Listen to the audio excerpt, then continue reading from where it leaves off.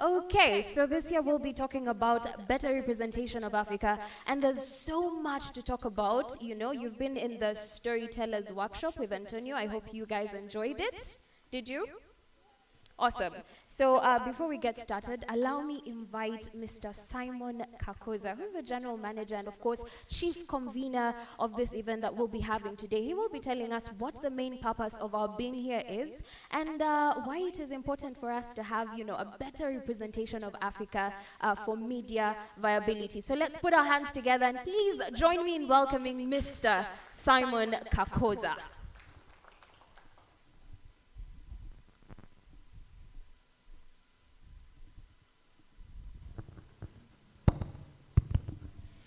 Okay, good afternoon, ladies and gentlemen.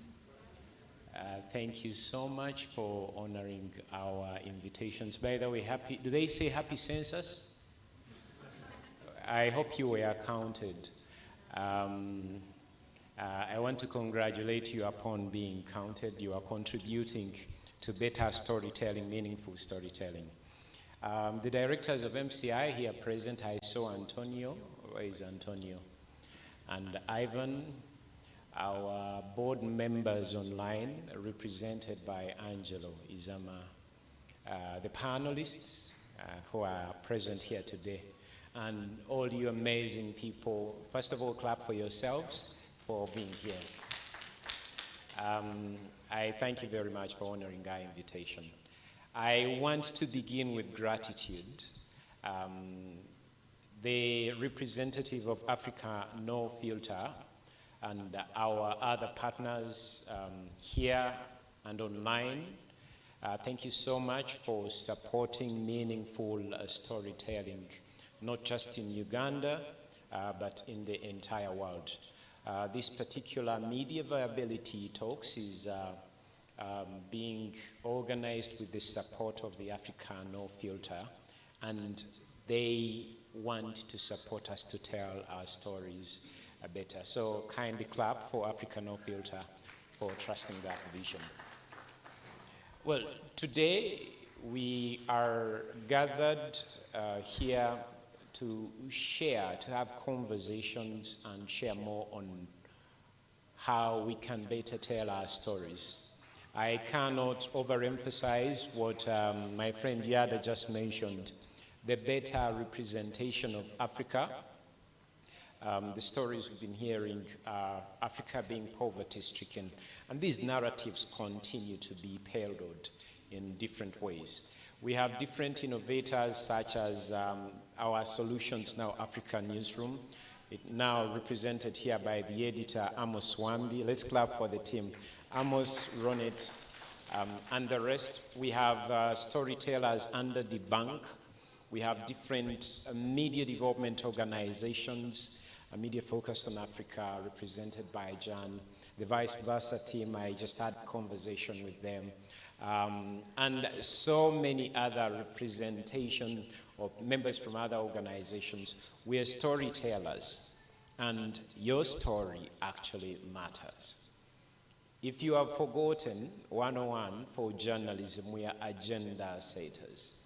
So if we do not really tell our stories well, comprehensively, in a better way, it has an implication altogether. Some of it being economical, some of it being social and the like. So our stories have far-reaching implications. They can do good. They can also create a narrative or construct something in people's minds altogether. And as we open up today's discussion for a meaningful conversation, I want you to appreciate that we are sharing knowledge, some golden nuggets that will enable us represent ourselves as a country, as individuals in a better way. No one would want to be represented, you know, haphazardly or in a manner that is not comprehensive altogether. So I want to invite your participation during this conversation. And once again, I want to thank you for being here today. I want to thank the colleagues of Africa No Filter and the other stakeholders. So let's enjoy ourselves here at the MCI Media Hub.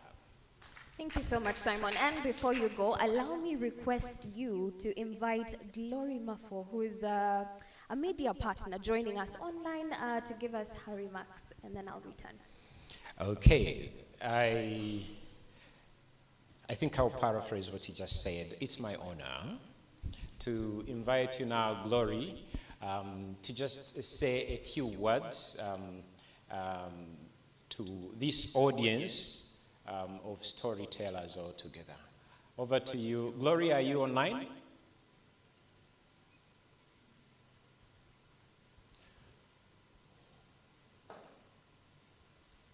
Okay, tech team. Do we have Glory online?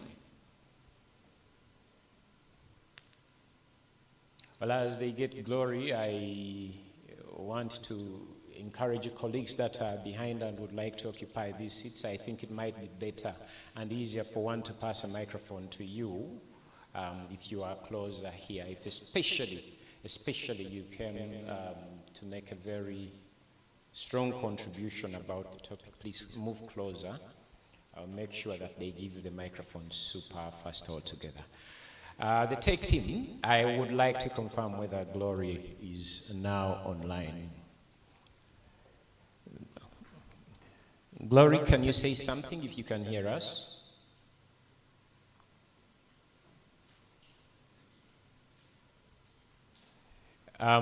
We don't have Glory right now online. We will invite her later on. I now want to hand over to the Masters of Ceremony. You're doing a good job, and back to you. Thank you. Let's all clap for Simon as he goes back to his seat. Thank you.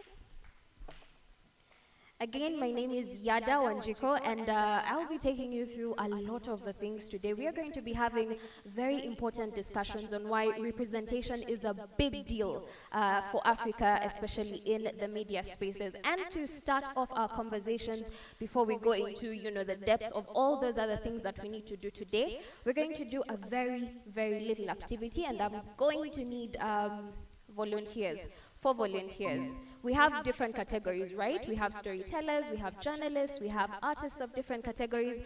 So kindly, I need 4 volunteers, 2 females and 2 males, to come join me up here, please. Volunteers, so that we can proceed. Yay! All right, we have our first gentleman. Can we have our first lady as well? Be brave, be bold, ladies. Aish. Would you like to join us? Thank you so much. Gentlemen, I need a second gentleman and another lady. Kindly, let's do this quick so that, thank you so much. Okay, so we have 3 ladies. 1 more, please. Anyone? Anyone? Okay, I'm going to choose at random. Picky Ponky. Thank you. All right, guys, please let's clap for our volunteers today. So, today we're talking about better representation and how best we are able to communicate to people that Africa is the best place in the world. And our volunteers today are going to be taking us through an activity. I do not know how you want to divide yourselves as a team. So we're going to have 2 teams. Each team will have 2 people. Now, this activity is called Guess the Country. I will move to one team, whisper a country name, and it is up to that team to describe that country best. If the other team can actually tell what country they're talking about, then the other team that described gets a point. Do we get that? Do we understand? Let's do a demonstration. I'm going to assume the green is one team, and this is another team, right? So, let's see.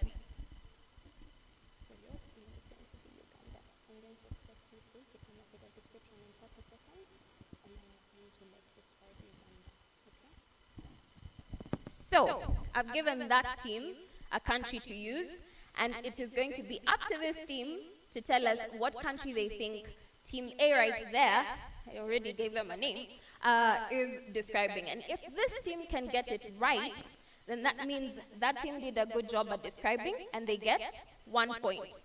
So this is just a sample to show you guys how this works. And then we can give them like, how many countries? 2, 4, how many? Give me something to work with, guys. 3. Awesome.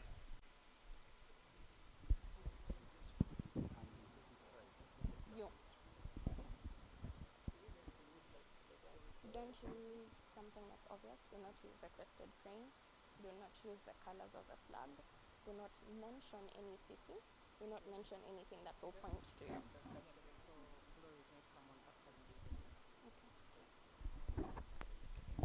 I'm going to give Team A 30 seconds, and hopefully they'll give us something.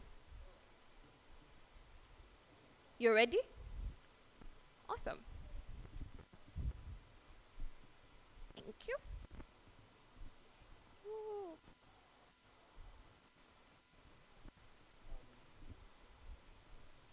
Should be on. Is it on? Get that on. The first description would be the country that has just concluded or is still undergoing census.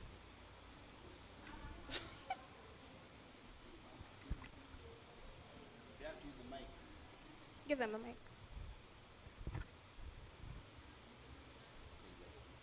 Uganda, our country, we are undergoing census. So I think that's what you mean. Are they correct? Awesome. So we're not going to use such obvious things. But as you may see, that is what we're going to be doing. I'll give them a country. This other team is going to, describe the country. And then this team is supposed to guess which country it is. And let's see how that plays out, yeah? Awesome.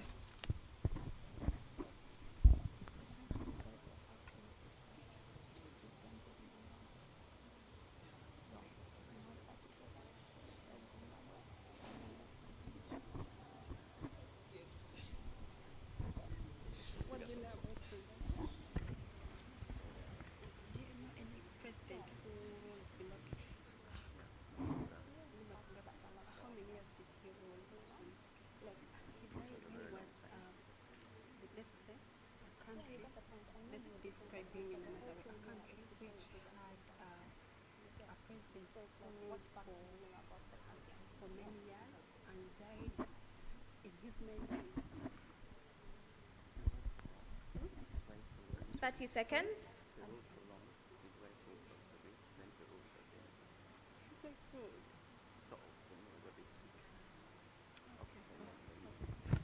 Okay, it's an African country. The president really served for a very long time. A really, really, really long time. Yeah.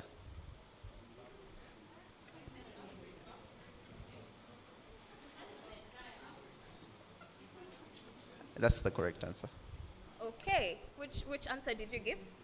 Zimbabwe. I gave them Zimbabwe, and that is what they had to say. Okay, I'm going to give these ones the last one, and then they can sit down and we proceed. So, I was actually going to make it a bit harder for them to do.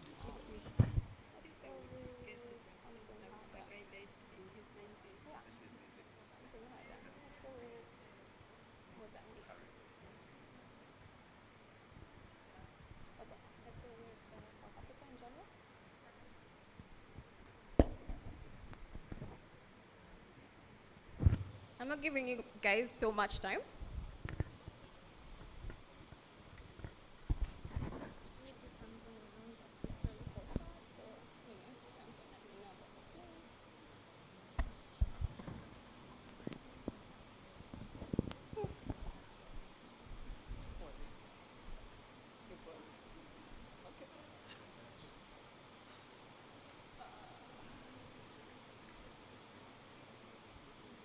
Okay, time up. The first African country to be occupied by white people.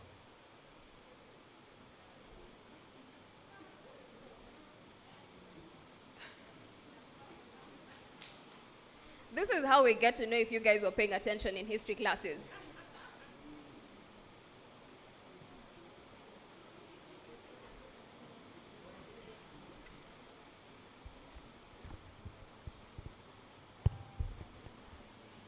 All right, so the first African country to be occupied by white people.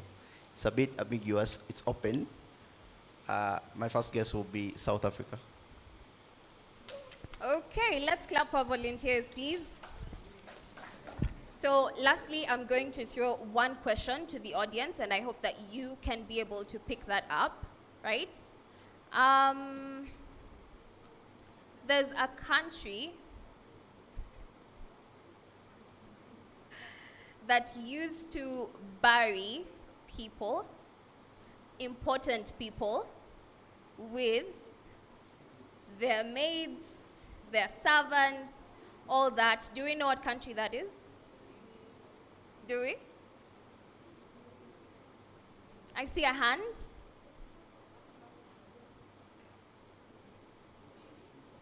Awesome. Thank you so much. Let's clap for you, Nia. So, we are dealing with representation of Africa, and it is important for us to know like what is being said about Africa in general. The only reason why people know the answers to the questions that have been asked today is because that is what has been made widely known. That is what people have widely perceived, and so they have received those answers, right?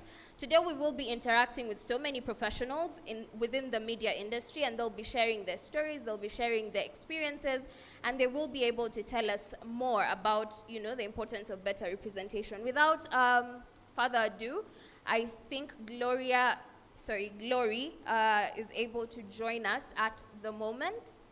Kindly confirm that she is on call so that we can get to speak to her, and then we can proceed. Glory, can you hear me? Yes, I can hear you. Amazing. Just confirming that you can. So thank you so much for joining us. Glory is the Media Program Officer for Africa No Filter that are our partners today. And Glory is joining us online, and she will be telling us more about, the power of intentional resource allocation, capacity building, collaboration in making sure that Africa has better representation and we are able to achieve media viability. Glory, over to you if you are ready.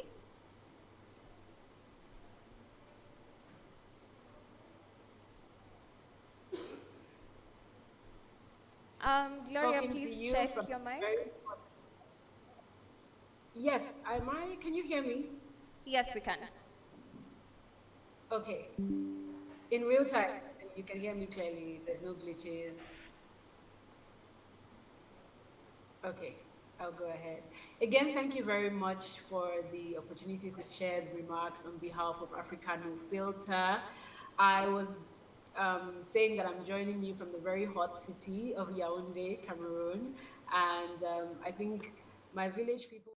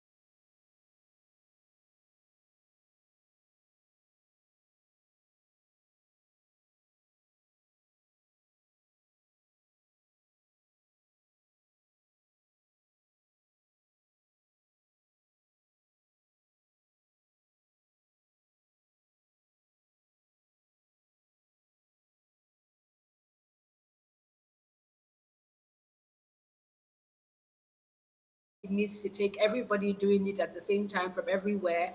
And so this is why we need collaboration. This is why we need partnership. This is why we need MCI to come together with other media organizations, other media platforms, other media hubs across the continent, across the region, but also across the continent, and see if A is doing this, is telling better stories in West Africa, and B is telling better stories in East Africa, and C is telling better stories in the North and in the South, and going on.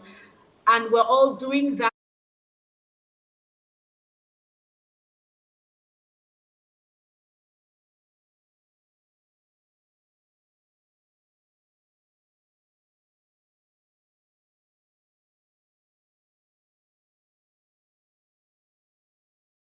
train early career professionals in the media, young journalists, student journalists, even people who have been doing the work for a long time,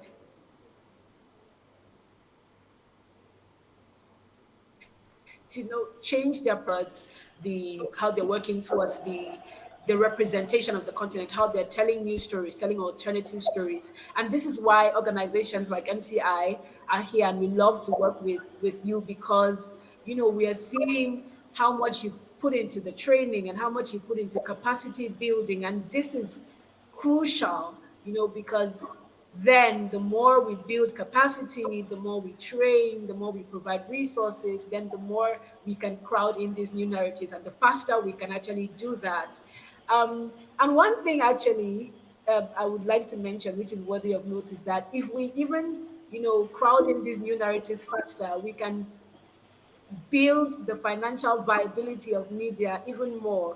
Because here's the thing: one of the things that we're researching currently at ANF is how harmful narratives cost us as a continent. So, what is the cost of the way that the continent is currently represented in media? Does it cost us anything? And if so, what does it cost us? And one of the data points we have from this research, which will be out hopefully soon, and then everybody can get to read it, is that the African continent loses about 4 billion US dollars annually because of harmful narrative.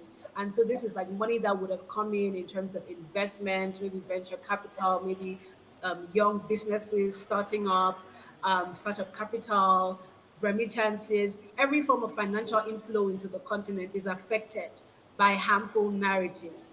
And so, of course, if we're crowding in new narratives into the continent, we're also ensuring that the economy of the continent is becoming a lot more sustainable, a lot more viable. There's a lot more money coming into the continent, which, of course, will trickle down or will also translate into a lot more money going into the continent's media sector. So you see, in the end, better representation is also a very good strategy in the long run, even for financial sustainability in the media ecosystem on the continent. And of course, definitely we need a lot more collaboration. We need a lot more people telling these stories. We need a lot more organizations training journalists. And this is why we're glad, that we're having this conversation, or that you are having this conversation in Uganda, about how we can tell better stories, about the importance of better narratives, about the importance of better representation on the continent. Thank you. Thank you very much. Oh yeah, Glory. Sorry. Yes, thank you so much for your insight. My biggest takeaway from Glory's communication is that representation affects all of us. Whatever capacity you hold, it will catch up with you. Thank you so much, Glory, for your insightful communication. We will be moving on. Glory has been talking about, capacity building, about collaboration, and today we will be showing you, we will be screening a story that was put together by the Solutions Now Africa team to show us just how important it is. And right after the screening, I will be inviting people to be a part of our panel, and also inviting the chief editor of the same team to speak to us and put into context the importance of better representation of Africa for media viability. I hope that the technical team is ready to, show. Okay, they show me that they're ready. Eyes on the screen. We will be watching a short film a tale of a Ugandan village turned city, and I hope that you will all find this insightful. Please pay attention, and let's see what we can pick up. Over to you, technical team.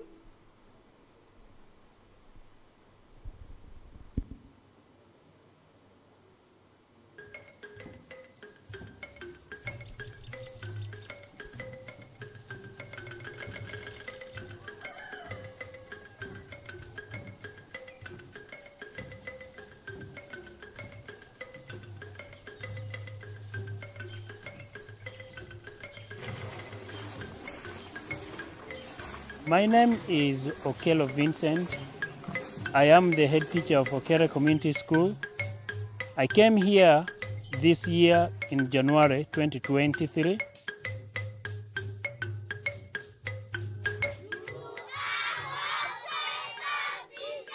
I returned home from the city where I was working, that's Kampala city. My hope is that I am part of the process of helping children in this community not to live like I had left to go to Kampala and work, but rather to guide them in creating opportunities and exploring them.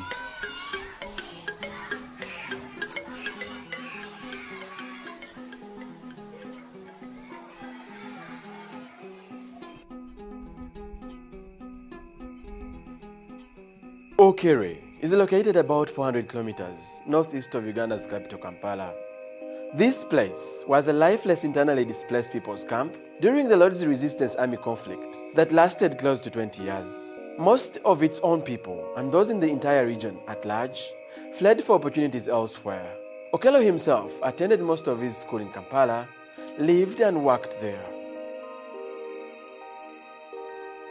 It took me 1 year and a half almost to make a decision to come and work in the village.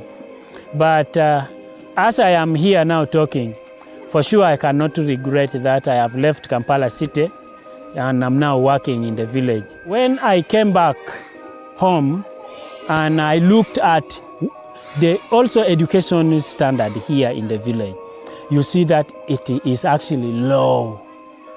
And now my coming here is to even show my friends that quality education can also be achieved in the where? In the village. And that's why I am now here as a head teacher, ensuring that there is quality education, ensuring that there is a holistic bringing up of a child. Okelo is helping to play a part in building this community that is reimagining sustainable rural futures in education, healthcare, social development and commerce. Built by communal efforts using local materials, the community school boasts an enrollment of over 100 learners, and interestingly, 80% of the teachers here had moved to urban centers but returned to give community children what they sought after miles away. Evelyn Akulo, just like Okelo, is one of them and easily relates to the challenges of a community like Okere. I found it was not all that for me to now stay in Lera because all those which were in Lera are also now in Okere City, so I had to come back home now. I think by moving around as we did, we collected some ideas from other places. Now we have brought all those ideas back home. The Okere community is privileged that Akulo and Akelo returned to serve them. But the rural-urban migration projections are appalling in general on the other side. By 2050, Africa's urban population is expected to nearly triple to a total of over 1.34 billion. At the turn of the century, the percentage of urban inhabitants in Uganda was just 14.79%. In 2023, the number has risen to more than 25%. But what is influencing that? For as long as someone feels dissatisfied, they will move to an area of satisfaction. All we have to do is build these hospitals, build these schools, set up these banks, give villagers what they need. People will not move. Because these people are actually comfortable where they are. You'll take to them money and they won't want it. They live comfortably until a health problem comes up. Then he remembers, oh, I have to move to Jinja to get this. I have to move to Kampala to get this. So if you bring these services closer to them, there will be no rural-urban migration. Beyond the education, Okere City is using a 360 approach to bait the rural young into staying at home by improving rural livelihoods. The brainchild Ojok Okelo, the literal prodigal son of this village, is modeling the transformation around shea butter. With the abundance of the shea tree, the women here have turned it into a cash cow. Over 300 of them have come together to sell the shea nuts collectively, and each earns on average over 500,000 Uganda shillings annually. The money is saved into a community bank and supports their children in school. Ojok himself had wandered away from home. With expertise from the London School of Economics and experience from the work he has undertaken with international NGOs, he is radically building an empire that is benefiting over 4,000 people. The project features a school, a bank, a hospital, and a versatile community hall that doubles as a movie theater, a church, and even a nightclub. We aim and we are working towards creating possibilities and opportunities.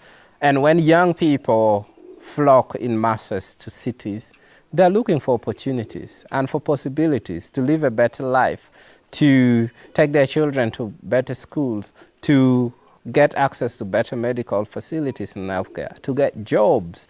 And if we create these opportunities here, we shall significantly curb the rate of young people who are going to cities and to towns.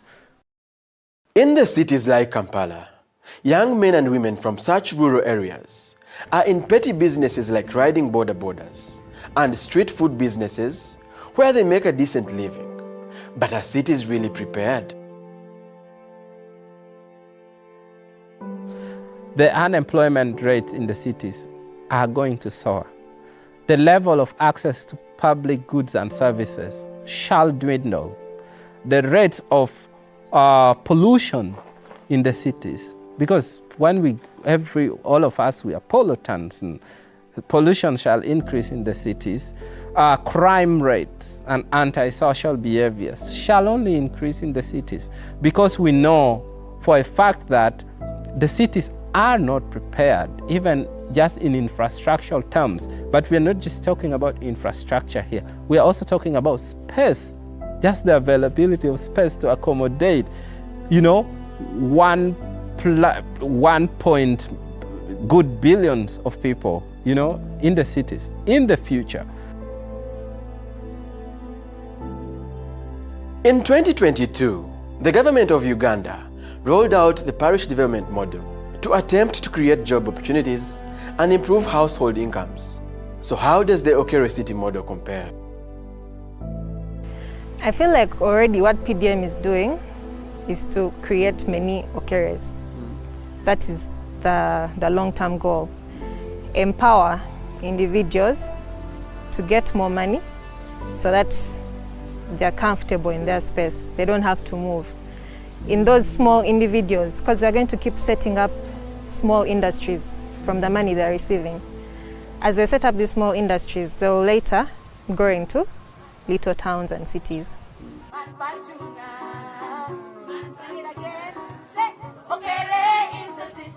As the night falls, the drums of their beloved Okeme dance roar and usher in a nightlife in a beautiful blend of a traditional and modern lifestyle. As Okere's tagline, Yamuo Akuo Kodogos, indeed the wind of the living is blowing here. The city has been brought to the village. Okere Parish is now Okere City. The hope is that the little ones now at the Okere Community Primary School may never be pushed to abandon home for greener pastures, just like Ojok and their teachers. I would rather even encourage my fellow youth. We have some youth that are earning a lot of money. They are building big buildings in the city. But if they can buy this idea, they would rather come back and have some investment to transform the community. If there is anything we could do to make sure that opportunities are evenly spread in urban and rural areas, it is the only natural, it's the only organic, and it's the best way to make cities livable.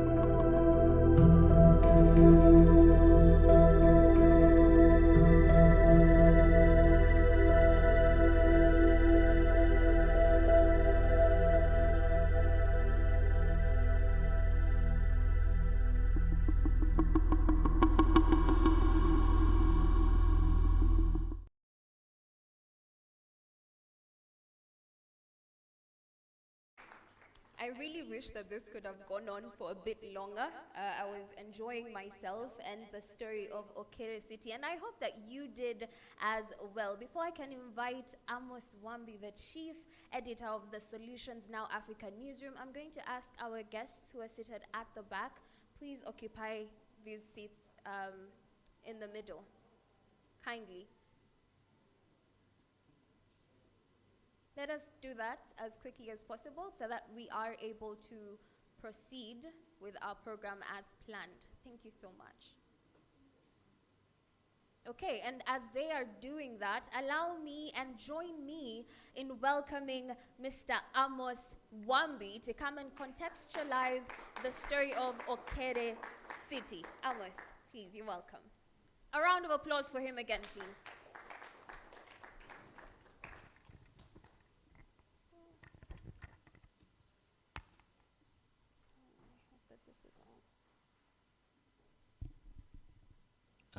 I don't know whether it's an evening already, but I salute you all. You're most welcome to the MCI Media Hub, a space that we call home.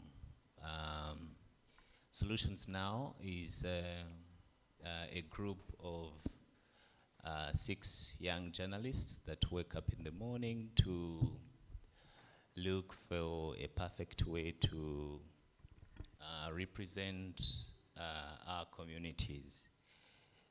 We started out in 2021, and the journey has been long, tedious, but we are moving steadily. And I want to tell you that whenever we go into communities to tell stories, we look at storytelling in twofold. We look at the challenges that communities face, and at the same time, look at the possibilities in that community. So our purpose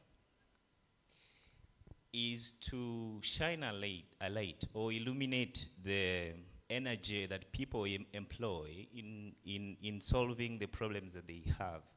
Because we believe that time and again, possibility defines human nature.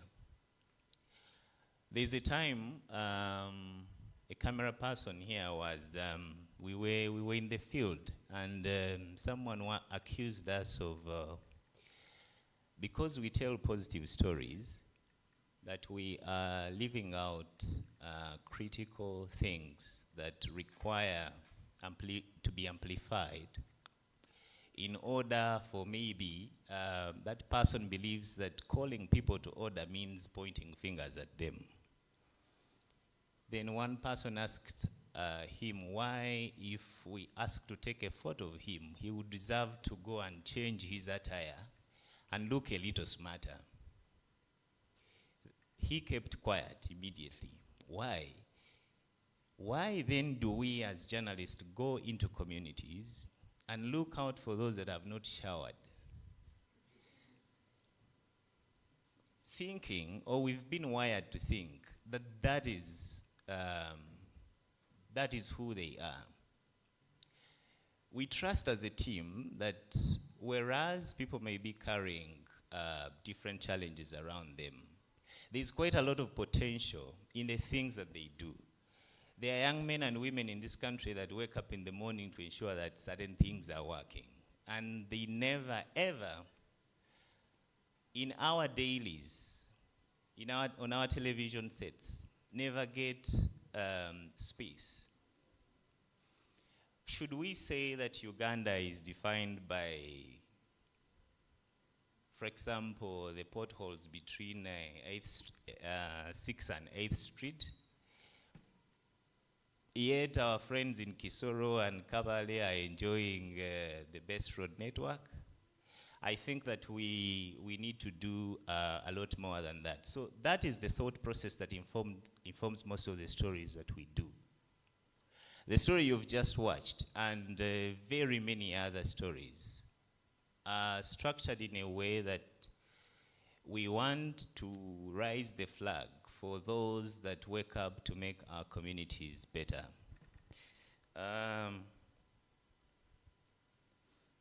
The story of Okere, for us, for example, is beyond the young people that are returning to make a contribution to their community or to better education.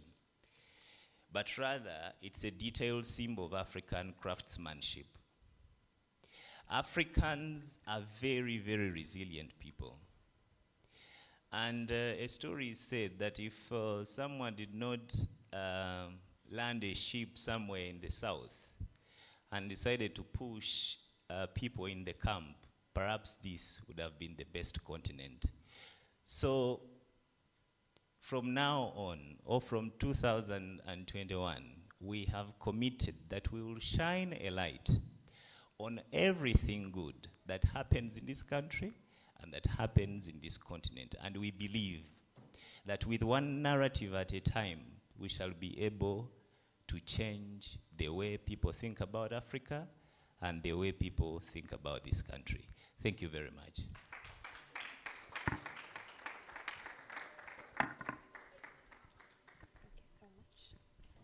Thank you so much, Amos, for the insight that you have shared with us concerning Okere City. And I think that is something very important for us to be able to take note of. How do we best represent Africa? How do we share our craftsmanship? How do we refer to our culture and our beliefs? How do we transform this continent by showing the best parts of it? Because that is truly what we are. A lot of people out there will keep on telling us how Africa is the richest continent, but every time you look at the documentaries, the movies, you will always see people that are, you know, probably half naked, the children are malnourished and things like that. And so now, joining us, we have a few members of the Solutions Now Africa team, and they will be sharing with us insights basing off the story that we have just been able to watch. And of course, we'll be having very important discussions, a lot of insightful things that we're going to pick up.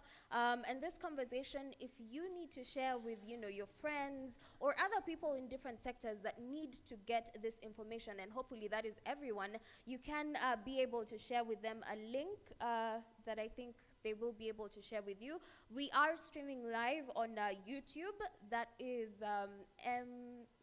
Media Challenge Initiative, and we are also live on X, that is I Am Challenge UG, where you can be able to access the discussions going on in this place at the moment. So allow me invite our dear panelists for today's discussion and our first discussion basing on story framing. And the first person I would like to invite, ladies first. She is an amazing journalist. She has been covering health for quite a while now, and she has had beautiful, beautiful stories. She is also an award winner that she will be telling us about that. Please put your hands together and let us welcome Ronette Atwine.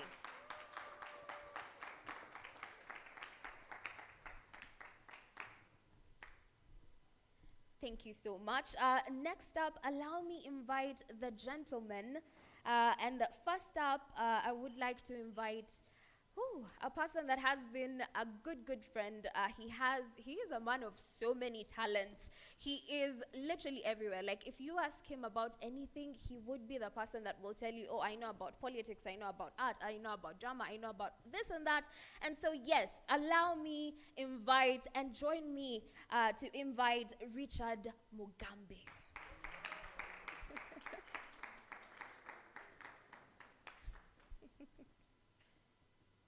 And last but definitely not least, a man so full of wisdom, you must have heard his voice here or there. He makes every story much, much, much better with his voice. The moment he starts to speak, it is like, woo, So much is happening, yeah?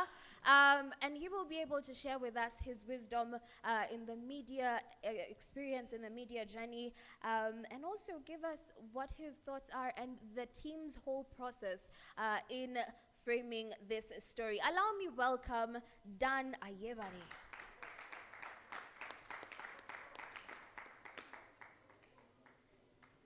Guys, keep clapping until he gets here, please.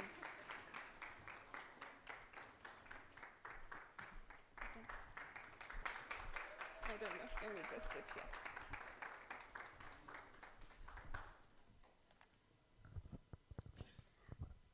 So, today's discussion is around story framing, and we have indeed watched the story of Okere City. And I would want to start with Ronette, but I think this question would be best answered by you, Dan. And I was hoping that you would be able to share with us what exactly drew the Solutions Now Africa team to the story of Okere City. My editor sent me there. But anyway, the story of Okere City. At first, we thought migration. And the way we scripted it was generally to bring out the idea of curbing rural-urban migration. Most times we shall talk about how best how best to take care of the population growth in cities, but we never think of the idea of maybe growing our rural areas where we come from, so that there's no need to actually go to cities. So at first it was a story that we majorly did as part of our migration project, but in general it's a story that talks about the idea of growth in general, growing African communities, and also, of course, challenging the narratives about the poverty in our villages. Of course, one of the narratives about Africa, and of course, talking about what it takes for a person like Ojok to leave home, go to the London School of Economics, and then ideally he would have stayed there and enjoyed his life. He's not a poor man, so he enjoy his life and wait for the day God calls him. But he says, let me go back home and see how I can, of course, develop my own place. So it's quite a story that challenges all of us to think about, of course, our places, where we come from, our villages. Jebatuzika. Thank you so much, Dan. Next, I would like to speak to, what you say about what people know. African rural areas are defined by poverty and lack, and people who are just, in whatever way. And I think my next question would be best for Richard, as somebody who, does a lot of videography and things like that. Maybe you could paint a picture for us and allow us understand what the importance of, framing, story framing in general, when it comes to matters of, like representation. How important is it in the media world for media viability? All right. There's a very interesting statement I stumbled upon when I was thinking about this conversation in particular. And it was, as a camera operator, you see first before the world can. I want you to take a minute and just let that sink in. You see first with your camera before the world can. So if you walked into an environment like, they call it a city, so your land experience would teach you to look for a skyscraper or a Range Rover or a paved, walkway, something. City. That's what you have been trained to think about every time you look for a city. So what exactly is that camera of yours going to capture that then will translate into the image you sent out to the world? And that is my thought process I apply to every film I make. What do I see with my camera that the world is going to translate as the truth? I hope that kind of answers the question. Well, before we move on from you, maybe you could give us a little insight into, deficit framing, asset framing, into the whole idea of, like representing Africa and what communication we are putting out there in our different storytelling media. Yeah, I can definitely do that. Deficit, asset, very complicated language to mean represent people from where they appear best. For example, if you asked me what's my usual dress code, I would tell you I prefer sweatpants and Air Jordans. I am never suit and tie, but they told me to appear and represent Solutions Now Africa. So I had to look for the white shirt, the black boots, because I have to appear as my best self. It's the image I want to send out there. Maybe I am always, I appear very casual, but there's also a different side to me. I can also appear like this. So it translates into communities, it translates into storytelling, it translates into people.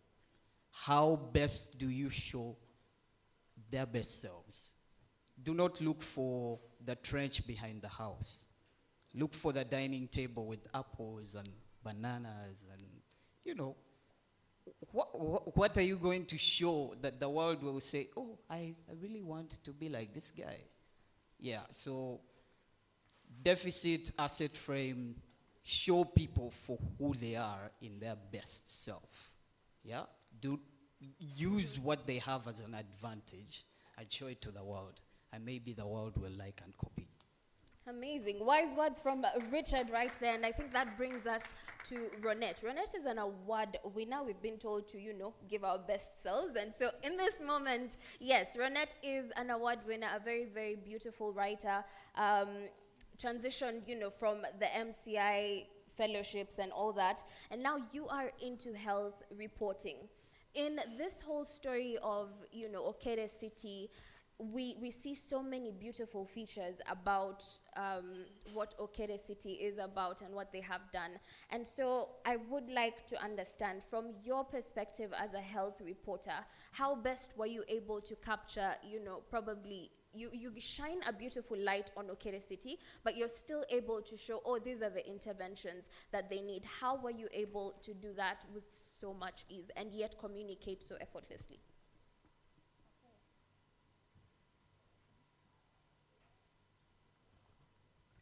Thank you so much, Yada. I'm really glad. Yeah. So I mostly report about health, and one thing I have realized is we have our own challenges as a country, and that means that every sector in our country has its own challenges. Mm-hmm. When you look at education, just as Dan reported, when you look at health, where I report, when you look at innovations, any sector in our country has its own, challenges. But that does not really mean that you have to bring that to light, yeah? Mm-hmm. Just as Richard has said. When you go to hospitals, have been lucky to be there, you find that we have low bed capacity, mm-hmm. You find that there are no medicines, you have to wait from morning to evening when you haven't seen a doctor. That has been reported. We know about that, but what is not there is what is beautiful, you get. Mm-hmm. What are people, individuals doing to make healthcare better, to make education better, to make any sector better?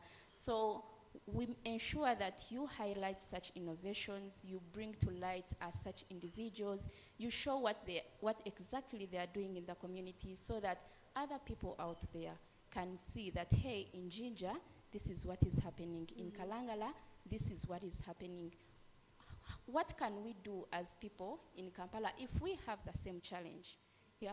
So we emphasize replication. As long as something is big, able to be replicated, that will be good. But also when you bring such innovations to light, then you are showing policymakers, you are showing stakeholders that these interventions are there. What is your role?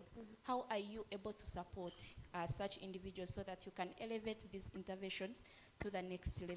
But also it's important that we highlight success stories in these interventions, because it does not make sense for you to just highlight an intervention without showing impact, without showing its success, because then, excuse me, without showing its impact or success, because then someone cannot really trace what exactly it is in the community. So when we highlight that, when we show people that this is working, you never know whom you're reaching out. Yeah, you never know who has the money, but then they don't know what to use it. So if you show, if you put it into people's faces that these things are working, then someone can fund it. Thank you so much, Renette, for that insight. And I think I'll be coming back to you, Dan. First of all, I'm going to reference a video that Mark Mugaga, if you guys have seen the video, there was a video that he put out, I think, on his LinkedIn, and he was sharing, you know, his opinion about the coverage on, like, the music industry and how the song by French Montana, Unforgettable, he used the Ugandan setting, and as so many artists today are using the ghetto areas to represent Uganda, and there's kids dancing, and there's people in clothes that, you know, aren't quite presentable. And when we see a totally different story when it comes to Okeda City and how it was filmed. So Dan, I would really like to understand, like, what are the distinguishing features that people within the media, we're talking storytellers of all kinds. I mean, we're talking journalists, we're talking musical artists, we're talking painters, we're talking even the citizens themselves as they're sharing on their social media, like what story they're putting out.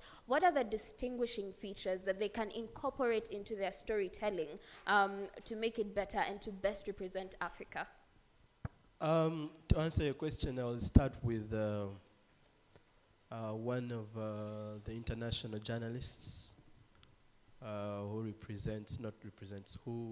works for CNN, Larry. He was here, and then we asked him a question. We said, there was a picture where he was standing in the middle of water, submerged with a lady. I think it was in Nigeria. And then when we asked him, why would you do that? He said, I am not the public relations office of Africa.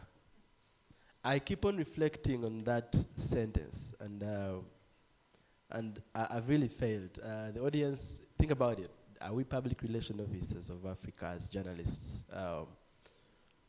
Which story do we tell? Do we tell the reality, go to the ghetto? Not the reality. Do we go and dig out the bad things and show them out there? Do we also try and, of course, show what's positive? But for me, back to storytelling, I think one thing that has changed with my storytelling over the last 3 years is every time I'm with Richard and we are shooting, every shot I think about it. We talk about poverty porn. You wonder why an editor or any video camera person will tell their reporter that look for the worst place maybe to do a PTC, look for the tunnel, look for the Mwala to do the PTC. But I think every time we hold the camera or we hold a pen, for me, I have another idea. I mean, a different idea from Larry's. I think we are public relations officers of our continent. You can't wait for when there is a housefly on a kid's face so that you shoot. I always see guys, the BBCs, the CNNs, you see houseflies on kids' faces and you're like, did they call them fast come and then they can shoot? They have anything that is really attracting the houseflies? So you wonder like how they do it. But for me, I think I think what we should do is is mine much about what we shoot, what we write. If you don't have to tell someone a source that first go and gendo tekeme ngoye zokoleram, go and put on the clothes, the daily clothes. When you find them smart, most times we say, go and change. What does that mean? That means that you want to present them in a very, not in a fair way. And also, one other thing we need to ask ourselves is, if it was you being maybe interviewed by the media, would you love to be represented that way? If you think about that, I don't know if you get me. So for me, in general, I think we need to tell the story of Africa about innovation, about the robust startup ecosystem, about our tourism, so that we have a very, very better picture of Africa in general. Thank you so much, Dan. I love how you talk about the flies and just being able to paint people in a better picture. Ronette, I would like to come to you and really figure out from your perspective as a reporter, how best are we able to create sustainability in as far as representation goes, and how we're able to put Africa out there? Is it sustainable for us to be able to say, oh, Africa is the best, Africa is this and that? How are we able to make sure that there's some sort of consistency in how we're telling our stories the best way possible for Africa? Okay. Yada, you promote consistency with something that is really good. So if we are to better represent Africa, when we are consistency, then we have to ensure that we present the best practices in our communities. And while we are presenting the best practices, then we have to ensure that those best practices are represented by the local voices in the community. It's important that, for example, if you go downtown, maybe in Chisenyi, it doesn't make sense to interview someone who is sleeping in Muyenga or Kololo. It is important that if there is a challenge and if there is a best practice in there, you interview the local chairman, because he knows what exactly is happening. He knows where they need improvement. So that way we shall represent Africa better. Second, if we need sustainability, then we need money. And how do we get that money? Just like I had said, that we have to present these interventions so that we can challenge our policymakers. When we challenge our policymaker, then that person is able to reflect on where they do put their funds right. You get? So if you show an intervention maybe that they really didn't know about, then they are able to reflect and say, come next year, we shall help people and we shall put money in e-health, we shall put money in children, because that's where challenges are, but people are trying. You understand? Also, it's good if we need sustainability to encourage and empower our communities, because a community that is not encouraged and it's not empowered, you won't have the morale. You understand? So solution journalism comes in a way that it promotes transparency, because there is nothing that you are doing in hiding. Everything is just here. If it's an intervention that is working in Okele, this is how it works. So that transparency and funding and empowering, encouraging, building trust, it's really important if we are to promote sustainability. Thank you so much, Ronette. You raise a very important, matter, and I think I will address this to you, Richard. She mentions things to do with interventions and challenges and being able to have the local voices speak on, these issues that are there. And so this makes me wonder, and I'm sure that there's somebody in the audience today who's also thinking the same.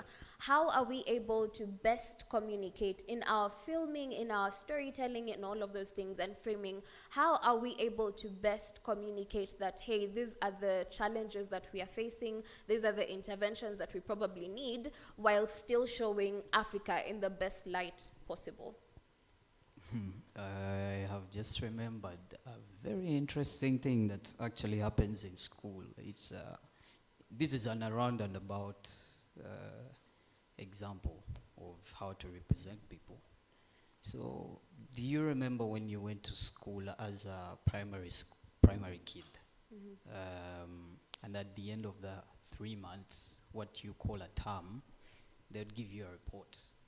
But in that report, they never included that maybe Yada soiled her skirts, maybe at some point during break time you tripped and fell. What they do is to get a sum of best practice, the best things you achieved throughout the 3 months. And then they would tally them on a table and send them to Mami Yada. And then they would say, she did well. She can improve, but this is a summary of how well she did. She got a 95 in English. But what they're not saying is how many times you maybe scored 2 out of 10 in a primary exercise because maybe you overslept or you were watching cartoons the previous night. So you get what I'm trying to come to. Represent best practices. That these people are making the best of the little resources they have. Look, man, we are not Americans. You get me? We are not the Brits. We are not making Land Rovers, Range Rovers. But we have mud and water. But how you look at mud and water, the sun is a bit harsh right now. So someone builds a hut. I had a girlfriend, we broke up. And she told me about what they call a hut in her local language. It's called otlum. So, yeah, the best way to survive the sun in her village is to be in otlum during day. So, if we can film Africans for their best practices, the things that they're doing with so much grace and ingenuity, so much creativity, maybe the world will become a better place, and maybe Africa will be seen better by those looking out for, who want to really understand what we are all about. So in film, that's how I do it. What's the best report that I can send to Mami Yada using the camera? My camera is my report card. So if I go to Okere, I tally up, maybe Okere City has this bar where people go and play pool. I'm probably sure that's super cool. When you guys see it, you like it. Or when I show kids in school contributing and happily, cheering on after their teacher, you'll probably say, oh, okay, this is a good place to be. So that's it for me as a filmmaker. All right, thank you so much. I will be coming back to the panelists to conclude this discussion, but I would also love to give the audience an opportunity in case you have any questions that you would like answered. Maybe 2 people who have questions for our panelists. Yes, please. Can we get him a mic, please? Thank you. Thank you. My name is Derek, and I'm a project manager with Startup Africa, but with a background in journalism. My biggest question or my biggest concern, maybe you could shine a light on it. We live in a country where very many madmen have been given guns, and by that I mean the social media freedom. So there are very many counter-narratives to what you guys are doing. And unfortunately, pessimism moves faster than optimism. So in other words, people who are sharing bad stories of potholes and all those things, their stories move faster and they get more coverage compared to you guys. Then the biggest question again on sustainability really becomes, how do we spread an agenda of optimism using our stories? In other words, to be able to counter all these negative narratives and be able to sell a good picture like the Western countries are doing, but as a national agenda, not just us here as Solutions Now. Is that question directed to someone in particular? I think Dan. Okay. Thank you. I think what we can do is to support this kind of journalism we are doing. And 2, support, when I talk money, you say this one just wants money. But then, I think in general, besides the money, we need to tell these people what it means to paint your country or to paint your continent in a bad way. They need to understand that you want likes, you want the clout, but there's a big problem if you're painting your country or your nation, or your continent in that way. So for me, it's not something I can do as Dan or as Solutions in Africa, but I think we need to encourage people to share the positive stories, and also what it means for you to wake up and show us, move around the tourism sites of Uganda and show us what's good about Uganda, rather than waking up to just show us that industrial area is bad with potholes. One may argue that so shouldn't we really show what is going on, the negative side? Our argument is there are many people doing that. And as always, they will always do it. You will always have media houses who will cover that.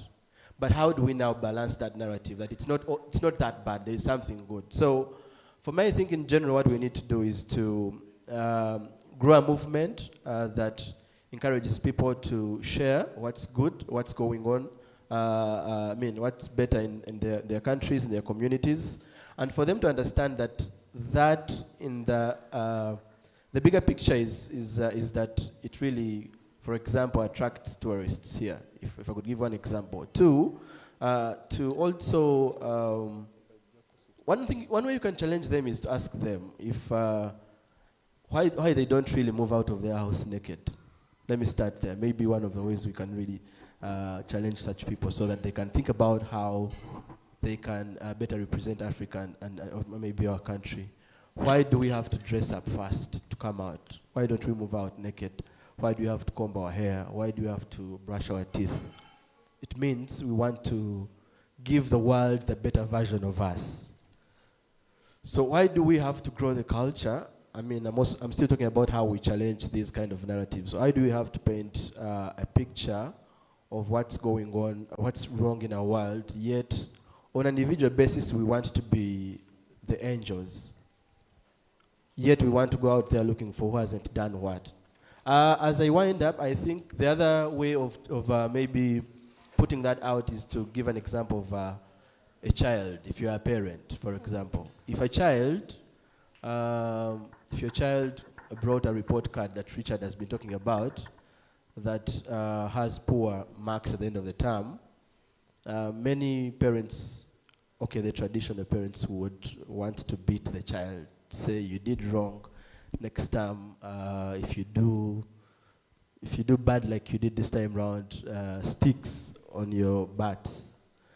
But for us, we believe if you show them how better to do, like how they can do better, if you guide them on how, for example, a neighbor's kid who is progressing, how they are waking up very early, it's easy for them to do what? To grow rather than pointing fingers. So in general, as I wind up on this, let's, as young people, as media people, as people who hold phones that you called guns, wake up to, we need to start a movement that really makes these other people who are not in such spaces understand that anything negative that you tweet, that you post about your continent, at the end of the day, it affects you as well, and it affects your country and your continent in general.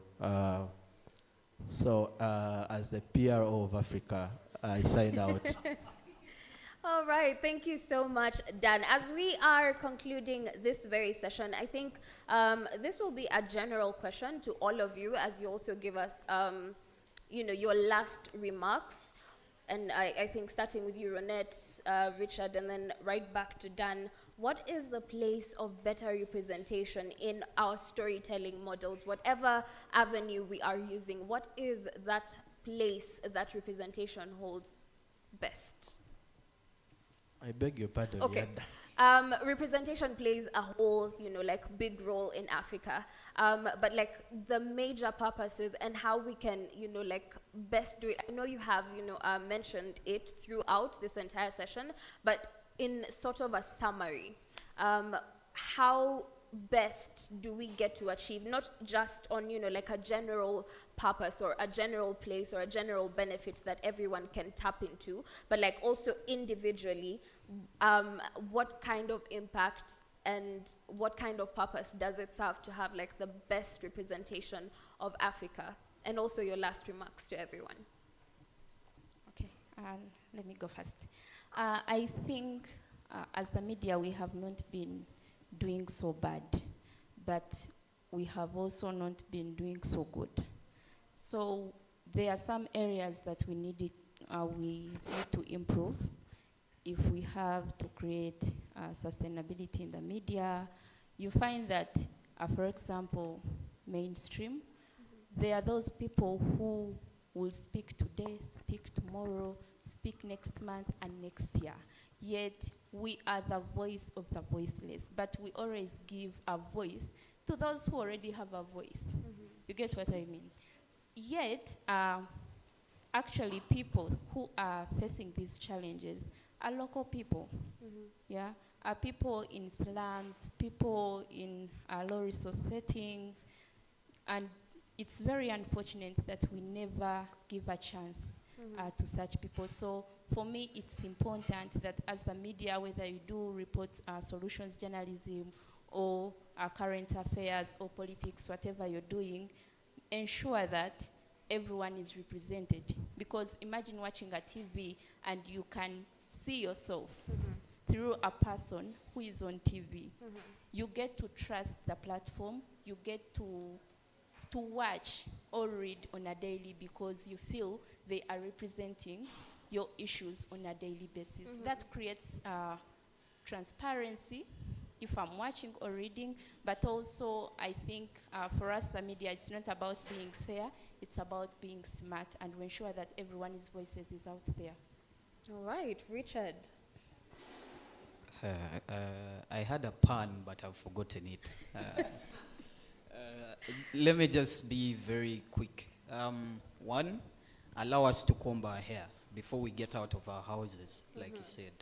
If you want us to turn up on your international panel, on the international stage, allow us to comb our hair first. Number two, if you are complaining about what's wrong, the best thing you can do for the world is to show how we are overcoming what's wrong with the limited resources we have. Otherwise, shut up. Wow, okay, strong feelings from Richard right there, but I mean, his opinion and his communication is very clear. Moving on to Dan as we wind up. That's a tough follow-up right there. I can't beat him at that.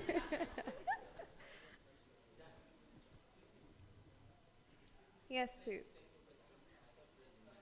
I apologize for that. All right, okay.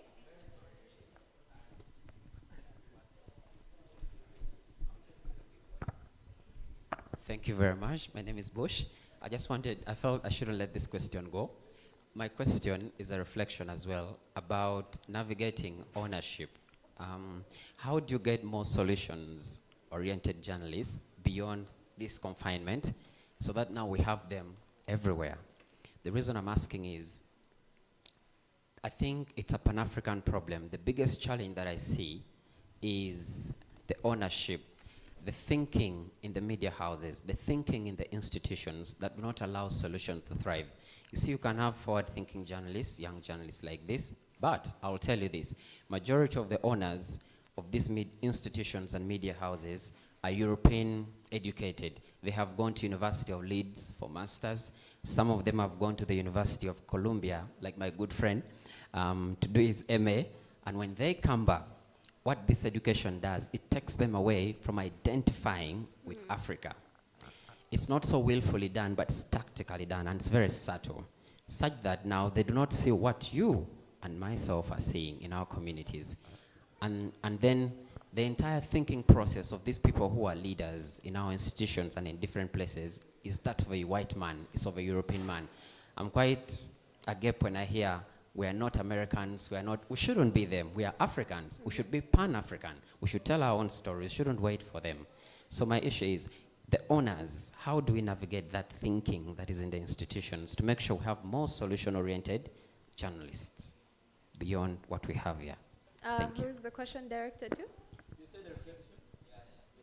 Okay. Can I just give little context to Bush? I think what you're saying is very valid, especially, we are getting these MBAs in London School of Economics, and then you look at the entire media curriculum is sort of designed, for example, to tell us that which bleeds should lead. But I think we need to be also, the work starts with us, to be very true and honest to ourselves, and seek to challenge that which we were taught. A story is told of an eagle that was given chicken feed over time, and then it was let out. So the man who was feeding it thought that it will come back home since it has not been eating that of the wild. When it saw the sun, it flew away. So as Africans, we've been fed with this kind of content, but we need to look back to ourselves and ask, how do we use the same knowledge in a way that fits, because information is given to us to interpret it, not to implement, because we are thinkers. We can't just go to replicate certain things that we have been told simply because they have been told to us. Even outside the media, there are many things that we have learned from the European colonial design curriculums. We are not doing those things.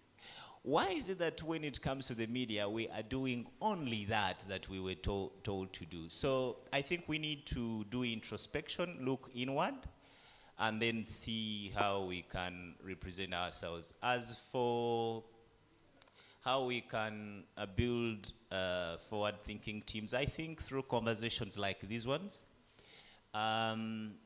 When we were discussing the internet, how it's flooded with a lot of negative stories about the continent. But at Solutions Now Africa, what we are doing is that we shall post an article at a time, and we believe that in the next 10 years, we would have produced files that will compete those narratives or even match them. We cannot change the prospects for Africa, stories about Africa, in one night. But with one narrative at a time, we shall do that. Each one of us needs to commit that every story that I will tell, I will not sit on a microphone and say, I am broadcasting from the capital city of potholes in Kampala. Like, if, for example, you're looking at foreign direct investments, who is going to get their money and come to a capital of potholes? And then from there, as the media, we are thinking that we need to have more money into the economy and have media houses running, and we will not have that if we don't look inward. Thank you. All right, thank you so much. Beautiful insights from the audience. And I think even as we talk about, his question is very important, ownership.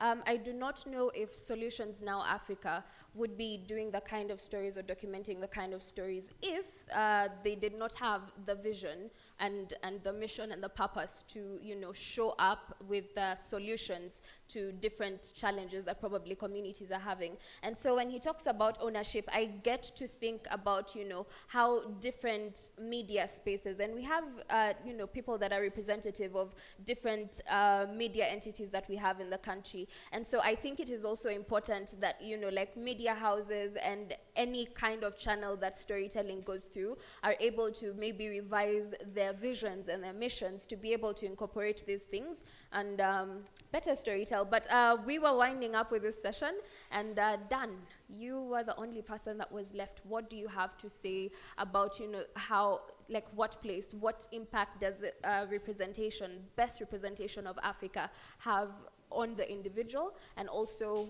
your final remarks to the House? Yeah, to start with the answer to that question, let me ask maybe the people in the audience to help me drive this point home. What percentage, if anyone knows the answer, of gold does Africa, like, harbor or hold, whatever the word is? What percentage of gold in the world is in Africa? Random answer, it's okay. No wrong answers. 15? 80? No. The answer anyway is 40. And that just shows you what representation has done to us. We've been maybe also manipulated into thinking it is that bad. And we don't think that it's possible that Africa has like 40% of what? Gold. Of gold in the world. I think another figure you would really struggle to believe is that Africa has around 65% arable land. 65% of arable land is in Africa. Hard to believe. But because until you go and look for that figure, you will never believe. You'll keep thinking, it can't be possible. We are bad off. So that's what the media has done to us. The media that represents Africa in a negative lens every day. That we don't think that there are such positive things to talk about or to celebrate. And I think it's time now that we start, like he said, we need to have more outlets like Solutions Now Africa that are trying maybe to counter those narratives maybe on the internet. If we have 10 more Solutions Now Africa in Africa in the next few years, that means if you Googled Africa, the first story, or if you Googled Uganda, the first story won't be the potholes. The first story maybe would be Ronette's story about an HIV pageant.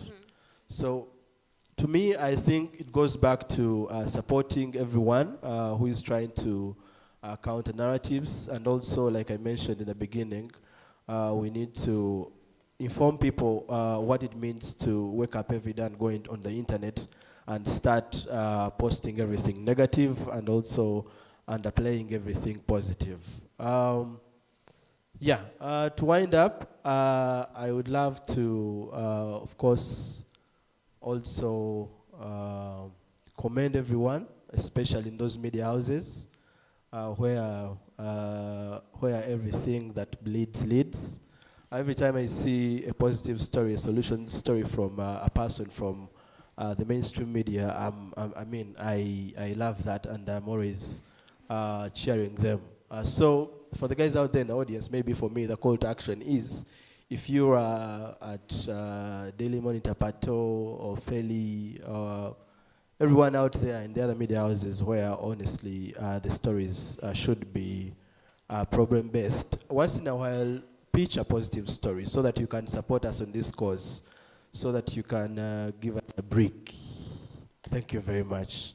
Amazing. Let's clap for our panelists as they return to their seats. Thank you so much for your insightful communication. We'll be having a session right after this with Bella Twin, and we will be going into the details and the actual status quo of the current representation of Africa within the media. But I would like to allow you about 3 minutes max for you to stretch, for you to, be able to relax. And then we will be right back here having a conversation with Bella and another panel that will be very, very insightful. We'll be back shortly.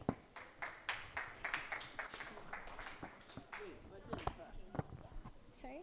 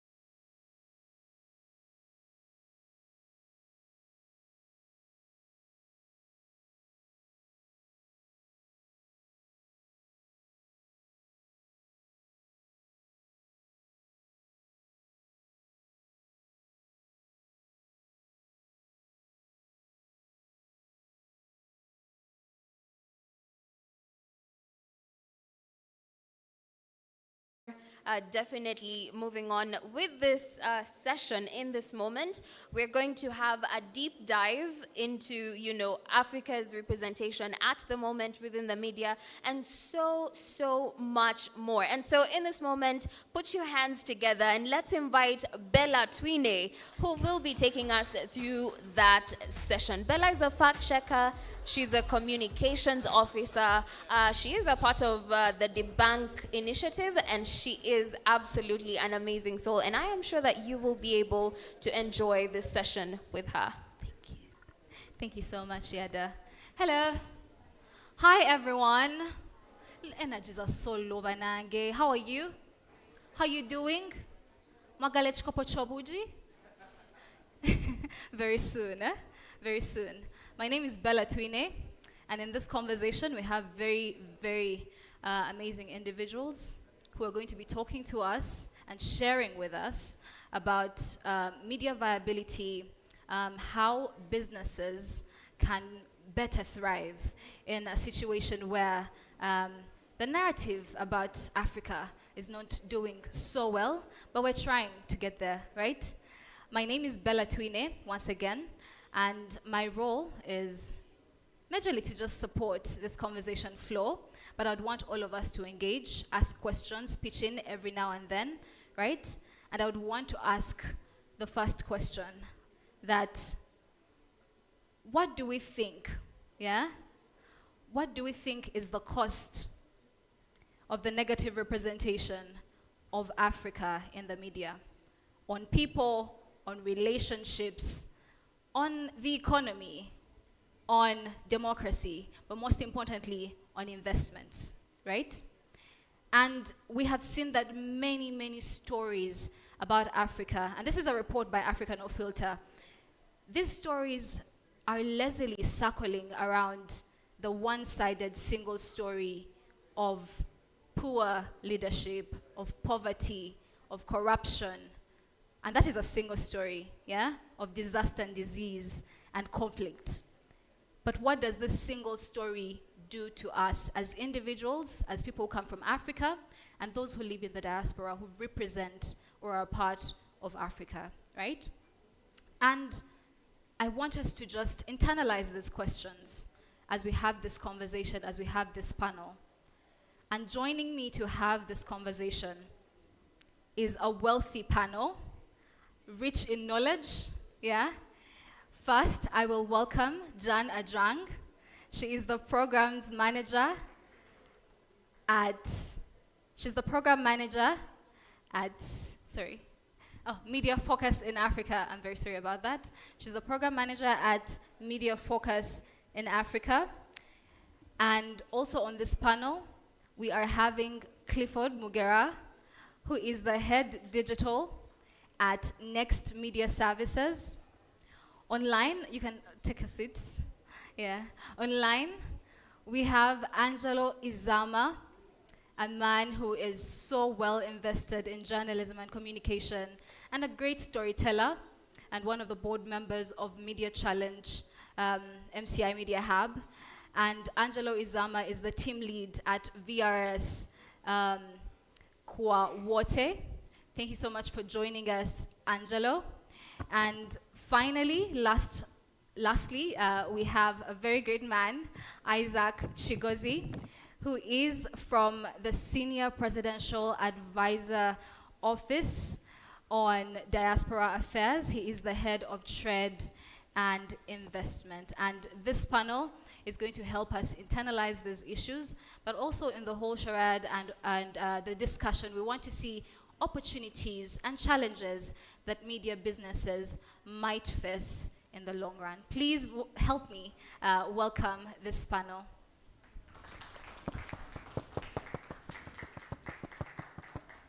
Thank you so much.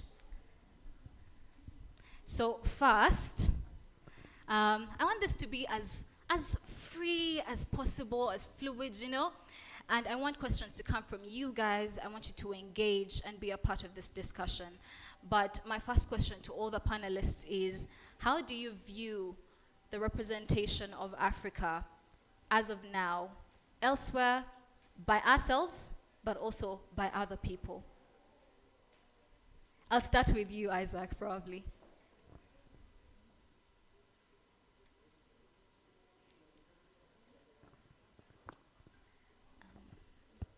Is it on? Okay. Yeah, it's good. Thank you for that question. Yeah. So I think the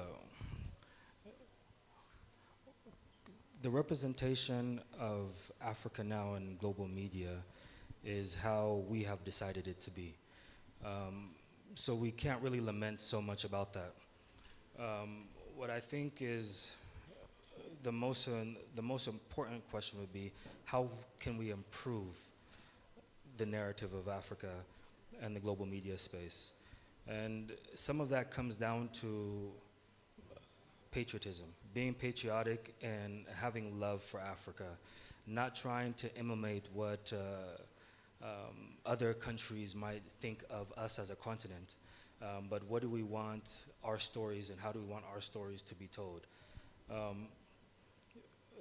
A conversation that I was having recently with a friend about this same topic of media and how Africa is being represented in television shows and movies. And they said, Isaac, why is it that the African content creators don't share the real story of Africa? They say, when we come to Uganda, we see how beautiful Uganda is. We see the animals, we drink the coffee, the tea. But when we're in America, we don't see that. Why is that?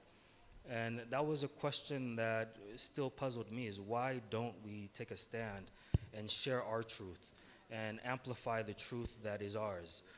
But some of that also comes down to really, like I said, taking ownership of who we are and wanting to share that truth with other people. But then also at the same time is, like I was giving an example, you have Fox News and you have CNN. Both truths are going to be true. You know, Fox News is going to say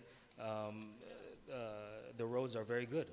Nothing's wrong with the roads. CNN is going to say, no, the roads are horrible because of corruption, the roads are potholes. Both of those truths can be true, right? It just depends on how do we want to disseminate that truth.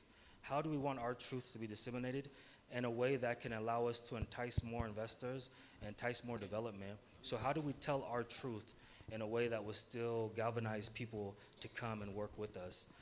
I think that's the main thing for us to work on. Thank you so much. Clifford, what do you think, or how do you think right now we're being portrayed as Africa? How do I think we're being portrayed at the moment? I'm a very big fan of movies, content, storytelling. I'm also a very big, I spend a lot of time online because of my job and because I am a netizen. And right now, if I was to give a score of where we're ranking on Uganda's actual representation, it's below 10. It's a very harsh score, but it's the fact. And just as I was sharing earlier, and partly what Isaac has said is, we have the power to change that. Why haven't we changed it? There are a few reasons. How can we change it? There are many things that we can do. Right now we live in an age where you can see the result of the poor representation. You can easily go there and try to find out information about something, and all you'll find is one paragraph and a photo that was taken 10 years ago. So and that's just a simple Google search. So if even the news stories that we're making cannot appear, if all this content that we're making is not seen, it's like someone telling you that there are very, very good places to eat food and no one knows where they are. But you have to know where they are to know where they are. So we have to, it's up to us to get up, shout out, and show this is where this good thing is by putting things out there. So there are many things we can do, and right now we're not doing so well. Okay, do you think the same thing, us being represented in terms of content? How do you think we are doing as Africa? I believe the representation could be better. It could be better. But I am concerned about who is representing and who is perceiving. So who is representing Africa? Is it us or other people? And who is presenting the African story, and who is understanding the African story? And so because of that, no surprise by his rating to be 10, below 10 out of 100, right? Out of 100, so we are still at the bottom edge, and it's true, because sometimes you travel out of the country and a guy can ask you about Idi Amin, and it is 2024, right? Yes. But that's the impression that was gotten. People came and shot a movie, and they shot it very well. It won awards, it was very famous, and that's the memory they have of Africa. And then next thing, you have a humanitarian situation going on in Uganda for about 5, 10 years, and next they're asking you, oh, were you a refugee? Or they're asking you, oh, so how is the situation? I've seen women washing clothes by the river. It must be hard, you know. Who are telling the stories? They're not necessarily the people who have genuine motives to tell the story about Africa, but they have strategic organizational motives, and also they have done their audience research very well, and I will tell you that Africans are not the target audiences to consume this information. So then we must ask ourselves the tough question: why have we allowed other people to tell our story? And so at that point, we must take full responsibility for what's happening to us. It could be better. I've traveled in a train and I've seen stickers about my country, and children with flies, and like donate on a train. I almost pulled it out, right? Because the selection of the pictures is engineered. The fly must be there. If there's no fly, then it's not going to provoke action into giving, right? Yeah. And so there's a whole industry, I want to call it a cartel sometimes, that has thrived on a particular storyline about Africa, and because of that, it has audiences that have lived for almost 100 years, right? From colonialism into post-colonialism, into the wars, right? And it is as predictable as day and night. Somebody who must throw back the legendary hammer is not going to be from that side. It's going to be us. Yeah. Thank you so much. Angelo Izama has joined us and he's online. I'd like to ask the same question. How do you think Africa is being portrayed at the moment? Jan has just, said that as Africa, you're seeing these stickers on trains and in different areas. But I've had a conversation with a very prominent artist in this country who goes out there, collects money because he takes care of young children, and uses that money, of course, to take care of them, take them through school, use the money to feed them. And he says those pictures are good because then they will get him the money, but they're also true. You understand? They're true, they're not false. So he says, how else do you want him to show the impact if he is not having that picture of the fly on this kid? There are many of us who get money from people because we are appealing to the humanity of kindness, right? Not because of the humanity of suffering. People give not because of the provocation of flies. They're in that orphanage, there are people who are smart. In that orphanage, there are children who actually are living normal lives. If you have failed to tell impact stories, there's an opportunity to do it better, but you cannot say, and you're getting pounds, small little pounds.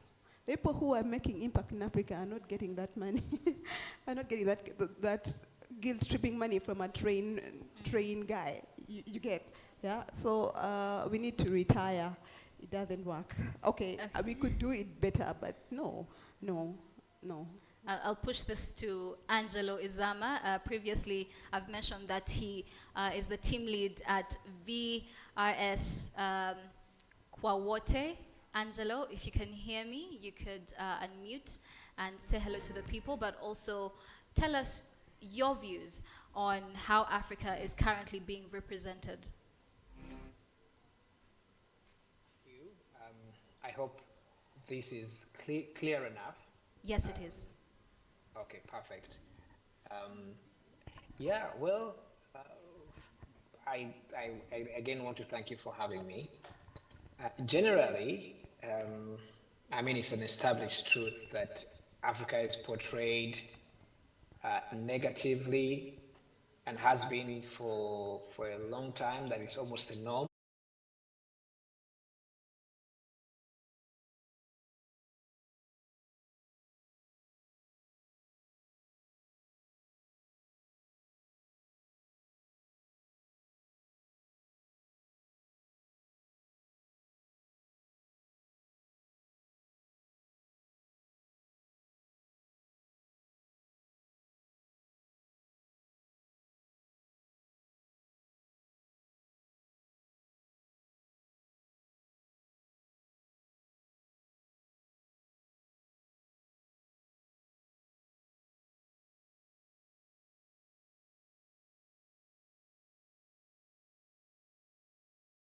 African poverty, underdevelopment, conflict and wars, and then, you know, certain types of attitudes, I think, attributed to Africans that somehow suggest that they are lagging behind in the civilizational race. And that remains to be the dominant truth. But what I've noticed over perhaps the last 15 years, you know, as a result mostly of technology, is that that narrative is changing slowly too, but there's a lot more Africans in the global mix. A lot of them are traveling. Some of it is the effect of migration, forcing other cultures to deal with more numbers of Africans in their midst, including the UAE, where I'm speaking to you from now. But the end of the dominance of mainstream media has been a good thing for Africa's image. Okay, it's a double-edged sword. But generally today, you don't have to rely on one single narrative, because if you go on social media, there will be multiple narratives. There are people posting about how great their cities are. There are people posting about the innovations that they are involved in. Young Africans are posting about their academic and professional skills and where they want to deploy those. And so that narrative is changing. From a purely investment point of view, this bears commenting on, because Western captains of industry back in the day found it very difficult to pitch Africa as an attractive destination for investment. One, because the impression is that Africa is just full of poor people, and therefore they don't have purchasing power, which is false. But also, you know, there is that whole goodwill movement that dominated in the early 2000s until the end of that decade, that only made Africa a source of, you know, corporate social responsibility projects if you're running a large corporation, but mostly also just as a destination for aid. And European and American politicians really made this part and parcel of, you know, their combined foreign policy. Now there's a movement that is going against the grain, and we should accept it, that this is an coming era that we operate in. Obviously, people have discovered that Africa has purchasing power. There are large African cities that now target for large corporations and large investments. Uganda is lucky. We have constantly posted high rates of foreign direct investment. There is now an interest, again, going back to technology, in critical minerals, because these are the ones powering our phones and gadgets, and the source mainly Angelo, is I'll Africa. stop you there. We'll get to the investment and technology bit about you know, this conversation later. But let me go back to a point that you've just made on, you know, the migration of how we get to actually be viewed as you know, or portrayed differently by different media houses abroad and also here in our continent, in Africa, in Uganda. I want to ask Mr. Isaac, what do you think brings us to this point in time from the historical point of view? How do you think we get here? We get to be viewed negatively or have a single-sided story as Africa? That's a great question. And I think the answer is also very complex, though. It's not so straightforward. But some of it goes into who has been designing the narrative for so long and what emotion did they want us to have about ourselves. For so long, there was a battle to continuously mentally colonize us. And you cannot colonize somebody that has pride. Once someone has pride in their country and their soil, who they are, they no longer can be colonized. So the easiest way to divide people is to undermine what they feel is a gem to make it look like it's garbage. In my time traveling around, especially in America, when you tell African American that you're from Uganda, they say, "Oh, I'm so sorry. I'm so sorry. I'm happy that you're here now. I hope everything's okay." And that's what they think. So they think it's a really bad thing. So that also brought a disconnect between the historical diaspora community and Africa as a whole. A huge disconnect, which added to the brain drain that we've had so long. So when we're sitting in production rooms, when I was working at Lionsgate, Asylum, Pilgrim Studios, and I'm pitching a concept that shows black people in a positive light, those ideas get thrown away. Yeah, I could be honest and say it. But ideas that get pushed are ideas that show single mother homes, ideas that show issues of corruption, ideas that show people on drugs, alcoholisms, because that's the narrative they want people to feel. Because when for those 26 minutes that you're watching a television program, minus the commercials, like 26 minutes, I can shape how you feel about yourself. I can make you feel good, or I can make you feel bad. And if I use that power to make you feel bad, you don't control that. Now you think you controlled it, but now I've directed you in the way that I want you to appear and think about yourself and your homeland. So the problem is we've allowed for so long individuals who want to continuously colonize us and control us to shape the narrative for us. And it's so amazing now that there's so many more black-owned production companies, black-owned studios in America. I was talking to him about Stay Macro, which is an amazing production studio in America that's doing great work. And there's so many other ones that are there. Tyler Perry's doing a good job as well. Some of his projects do push that narrative, but it's okay. Who are now giving us a platform to sell positive content about black people, who are allowing us to say, no, black people do have money. Black people are successful. In Africa, we don't just walk and we have lions as pets. You know, some of that takes us to shake hands with our diaspora community, reach over the borders and say, let's work together. Let's tell positive storylines. A great example is Wakanda. Because now you say everyone in America, the whites, the black, everyone's saying Wakanda forever. After that, you found tourism in Ghana boosted. So even though Wakanda was filmed mostly in Uganda, the aerial view was filmed in Uganda, but Ghana beat us to the punch. You find so many people felt proud to be African because of that. So many people felt proud when they see those shows, Queen of Kutwe, those types of inspirational shows. It makes them feel that it's not as doom and gloom as we think it. We also have heroes here. So it kind of takes us to tap into that. There was a movie that just came out about Nambi, a great film, animation film. Those types of stories are great for us to show black heroisms, black people in a positive light. What makes us think that America is so beautiful, and I've been there, it's not, but what makes us think America is so beautiful is when we're young, we watch Superman, Batman, Fantastic Four, and they always show them as being the heroes, a white person, very powerful, and we don't see those black characters that are doing good things in the heroes. They're always the villain. The villain's always going to be the black guy, or the African's going to be the thief. With an eye patch. Yeah, the eye patch. Yeah, you see. So it's kind of taking us to say, what are those historical stories? We were speaking in the back about some of the amazing stories about the King's Rifles that helped fight off Hitler in Zanzibar.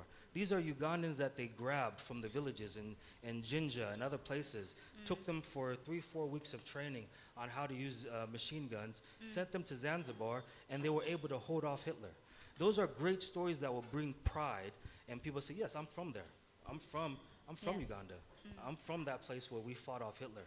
And other stories as well that we have here that are amazing, telling the story why slavery did not go through Uganda, and the effect of our kings at the time to fight off the slave trade and free lots of the slaves that were being pushed through Uganda to the coast. But a lot of those narratives we do not share ourselves, and we're waiting for somebody else to tell those. We're waiting for somebody else to take the initiative.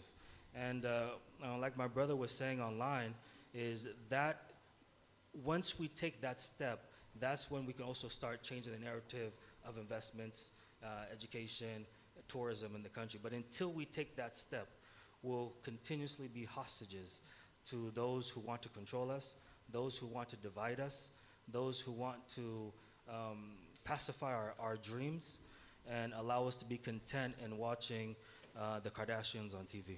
Yes. He hit the point right home, right? So I'm going to go to Clifford. Clifford, and just to remind us, yes, Africa has good stories, like he mentioned. There's also the bad stories. We actually have bad stories. Maybe most of us will run to bad governance. Yes, democracy. We'll think about the slum we just jumped on our way, to just come here. And most times we want to say, oh, like the artist said, you guys, this is the truth. These kids have houseflies on their faces, and so we should say it as it is, right? But there's also things that media houses can do in order to change that narrative, but also avoid the single-sided story. So what are you doing as Next Media or as a media enthusiast to make sure that we're not just portraying our governance as one-sided, it's bad, our roads, they're bad, yes, we know that, or probably corruption, yes, it's bad, but what else is working? So what are you doing in the media space? Okay, I'm going to start by saying, yes, you're right. Just like the rest of the world, there are things that are bad about, or the things that are not going the way we want according to plan in every country, just as there are beautiful things about that country. And so as media, we tend to get caught a lot because we help show, broadcast, and help point at these different things. I'll start with COVID. COVID taught us a couple of lessons. Over at Next Media, we have our purpose when it comes to content that we create is we inform to transform. It's written on a number of walls. And the question we always ask ourselves as we are preparing a piece of content, a bulletin, a show, even a concept is, okay, you're giving out information. This is good. The information may be good. The information may be bad. Is that information going to transform? And transformation is ideally for the positive. When you're telling this story, are you telling it so that we can just see how bad things are? Or are you telling it to show the areas that we would like to be worked upon, or to bring to attention, or to bring the attention to the people that can affect the change? So that informs almost all of our shows. So as I said, COVID taught us a lot. COVID, we were sharing the news, we were busy reporting in the country. Everyone was at home, so you were alone and isolated, So as the year was coming to a close, there's something that we realized. People have taken so long without stepping outside of their walls or of their regions, or of their small areas, and they were feeling very isolated. And of course, some industries totally died, like tourism went on hold. It was a serious hiatus. And Uganda is still called the Pearl of Africa. I want to just do a small engagement here. Let's say there are 4 campus points on the map. How many of you have been to a place in northern Uganda? Just put up your hand. Oh, okay, you people are traveled. How many people have been to eastern Uganda? Okay, some more hands have gone up. How many people have been to western Uganda? Some hands are not up, but it's fine. And I don't want to say southern, but southwest Uganda, or central, where we are. Oh, we are here. Okay, good. So during COVID, there was not much of this for about a year. Some people forgot what this country even looked like. And working together with Uganda Tourism Board, we came up with something called PANIC. Now, I know the name is scary, yeah? But it's Pearl of Africa New Year celebrations. As we're coming towards the end of the year, we chose to celebrate the New Year by appreciating the Pearl of Africa. And what we're doing is we're broadcasting the celebrations from the different points so that you could watch from the comfort of your home. You used to seeing the fireworks in Beijing on CNN, and then Sydney, and you even know the buildings in your head, and you know the type of fireworks display they would have. So that year we were busy showing fireworks display over the bridge in Jinja from your home. We're doing all that so that we could remind people, number one, we're together. Number two, we have beautiful places and beautiful people. And so how does that continue? How do we make sure that you still do the same thing over and over again without stopping? I think that also comes to media viability, right? Yes. Yeah. So we did that the first time. It was nice. That was 2021, New Year's. We're like, we're going to, of course, do that again the next year, but what are we doing throughout the year? Viability and sustainability. A lot of our programming started to change. We realized that if our content is not informing to transform, we had to throw it out. People had seen so much negative news, or just, this is what's happening, decide what you will. We then chose to create content that focuses on the 4 pillars. At that time, the country had also taken a turn and was looking at inspiring hope, exploring Uganda. I forget what the 2 pillars are. And we started modeling content around those. So we created programs like Made in Uganda that focused on production of things in Uganda.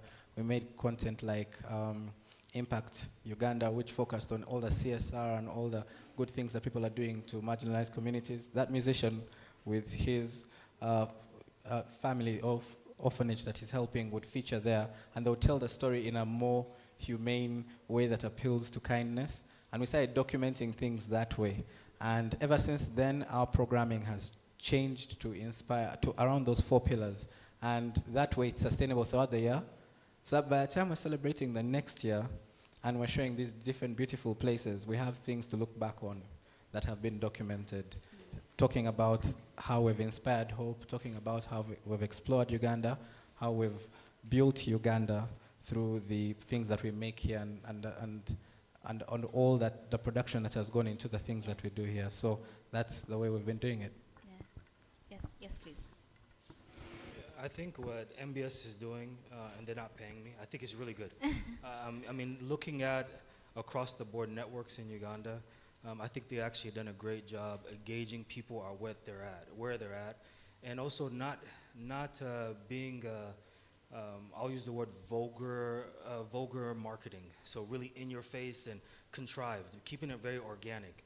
But I think we need more of our studios, our production houses, to make and have an intention to say, like you said, our country isn't perfect, but it's ours. There's a way to shape a truth in a way that is still true, but you don't have it to where people abroad in the diaspora who are not currently here. We have so many of our Ugandans in the diaspora who are famous people, Daniel Kulula, whatnot. They want to engage Uganda, but whenever they turn online and they see riots and people throwing bottles at each other and arguing, they lose the love to even come back. So there's a way of saying the truth. Yes, we're not perfect. We're not a utopia, right? But what are we good at? Like we have great young minds who are very intelligent. We have great agricultural goods here. How do we amplify those storylines? I think when I started, I told you, in America, you can have Fox and CNN. They'll both say the same story, but they'll spin it a different way.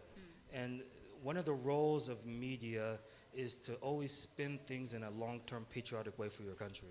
Because if you don't, you allow foreign entities to influence you. And what I've noticed in Uganda, unfortunately, there's a lot of foreign influences that are influencing lots of the people in the production and news houses, unfortunately. And whenever you allow foreign money to take over a news house and foreign money to take over the education of journalists and producers, you allow them to control the narrative that they put out, which in turn you'll find more narratives that are against the truth because that's what the foreign donors want to push out there. And so I think that's something that we really have to be cognizant of. We have to take ownership of our media houses. We have to take ownership of the schools where the media people are being taught, to teach them the proper ethics and integrity of sharing true stories, not stories for whoever pays you. Yeah, thank you so much, Isaac.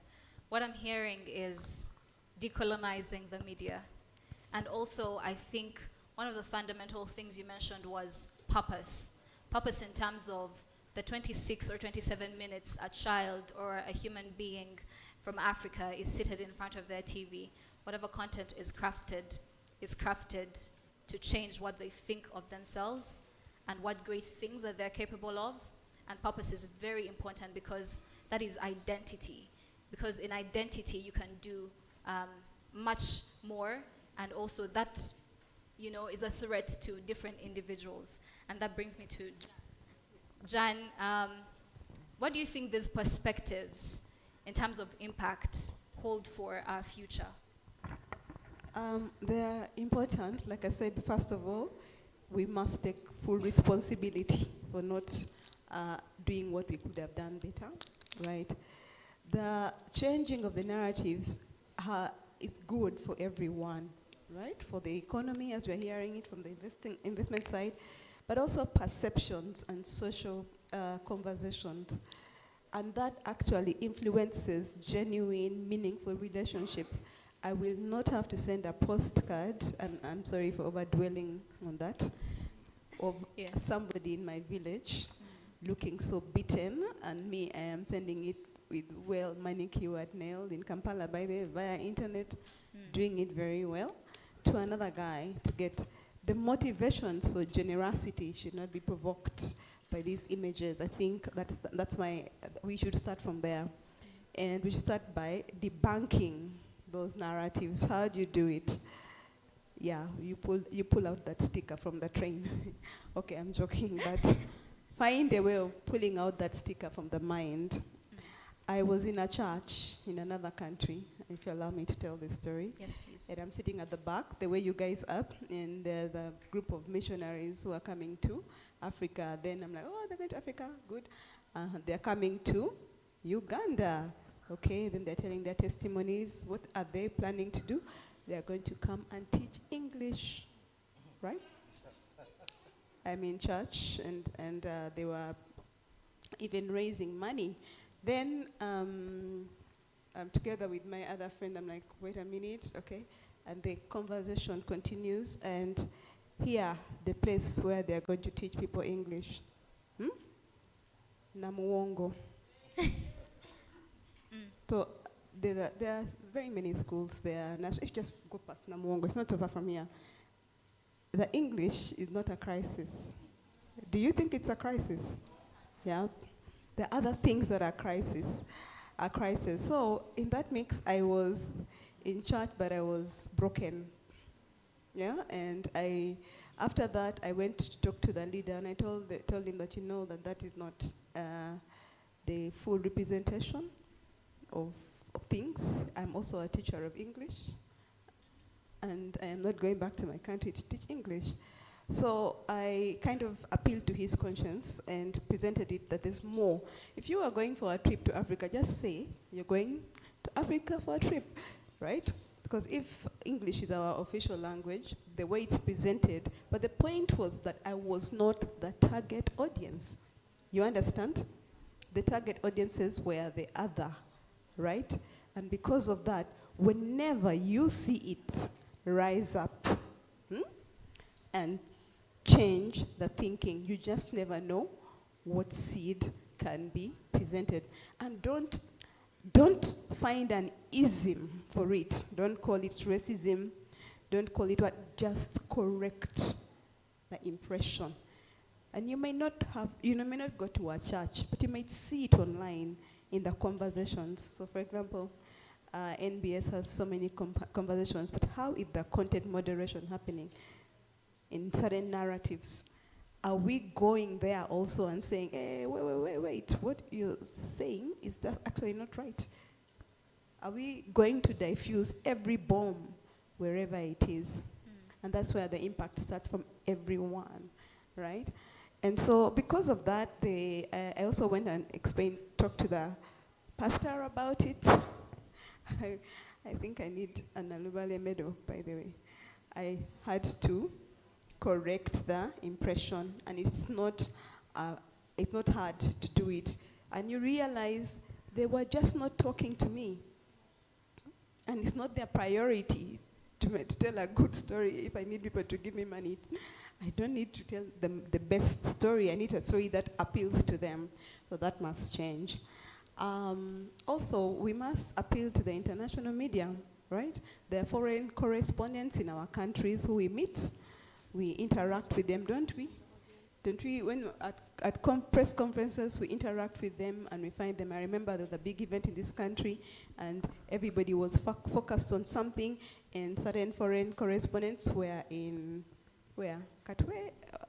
Some slum, right? I understand that the story, there are multiple stories, but what makes a foreign correspondent choose that story? What is that? It's the audiences, the other side, right? One last story. I went to an international news agency in London. I will not mention the name. And it's almost like an engagement, but also like a job interview.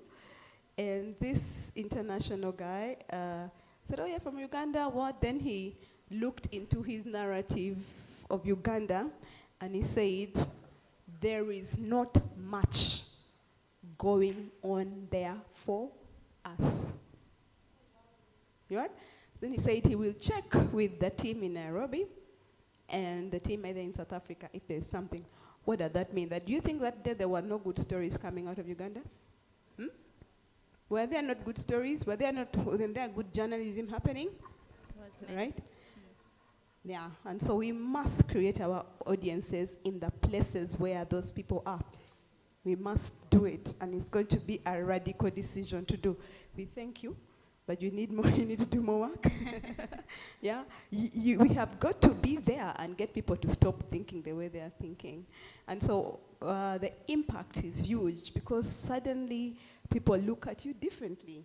When I had the conversation with those two people, they looked at me differently, and I don't remember hearing those parts in the conversation when they were saying what they're going to another country in Africa. So you can be the one to change this history. So it invites more people to Africa for genuine reasons. It influences decision making, maybe perhaps in parliaments and other places. It influences long-term business engagements. You know, if we are talking about how long it takes to register for a business in Uganda, and we are saying it strongly, then people will come, right? But if we, and I've seen this from the tourism guys, when they're making those security alerts about the country, they get frustrated, like, you don't even consult us. How bad is this thing for you to say that, you know, watch your back, and then suddenly all the intentions to come to the country are cancelled because people are not working together to save the country's image. A security organ will come alone, then the media will come alone and everything. Then the activists will come alone, then the politicians who have access to some small offices out of the country will also go alone. Each of us have motives, but we need to get to a point of common ground where we genuinely agree that there's a need to move from 10%, from 10, right, to at least 30, even if we don't agree on many other things. So when you go to the British Parliament, please, what are your talking points? Thank you so much, Jan. So we have Angelo. Angelo, we have questions on YouTube from different individuals, and I think I'll share with you some of these for you to give a response to some of them. And one of the things that we've noticed is very many people who come to tell our African story from elsewhere, we find ourselves feeling less than to tell their story. I mean, Kanari Mugume has been sent to do the Russian story, and people were like, hey, what are you doing in Russia? Don't you have things to do in Uganda? Well, those guys also come here to do their research and, you know, stories about Uganda and Africa as well. So what problem do we have with sending, what gap do we have with sending our people, you know, out there to do other people's stories, right? One of the questions says, what role do African storytellers, filmmakers, and content creators play in reshaping the continent's image in global media, and how can the diaspora support these efforts from abroad? Yes, Angela. Oh, first of all, I want to thank everyone because you guys have unpacked so much. My head is spinning just a bit. But on this, the audio is a bit down. Okay, can you hear me? Is it better now? We can hear you a bit, but I think the volume should be turned up. I have turned it up. That's awesome. Okay. The quick answer to the YouTube question is that African arts, particularly filmmakers, you know, people who are bringing in global brands, musicians, the burden really is on them to try and alter that perception, because it is easier, as you've all mentioned, to do it via the arts. There is a reason why Hollywood is one of the biggest American exports. Even if from where I sit, if I were to name the top American companies in the world that are worth trillions of dollars, most people have never heard of them.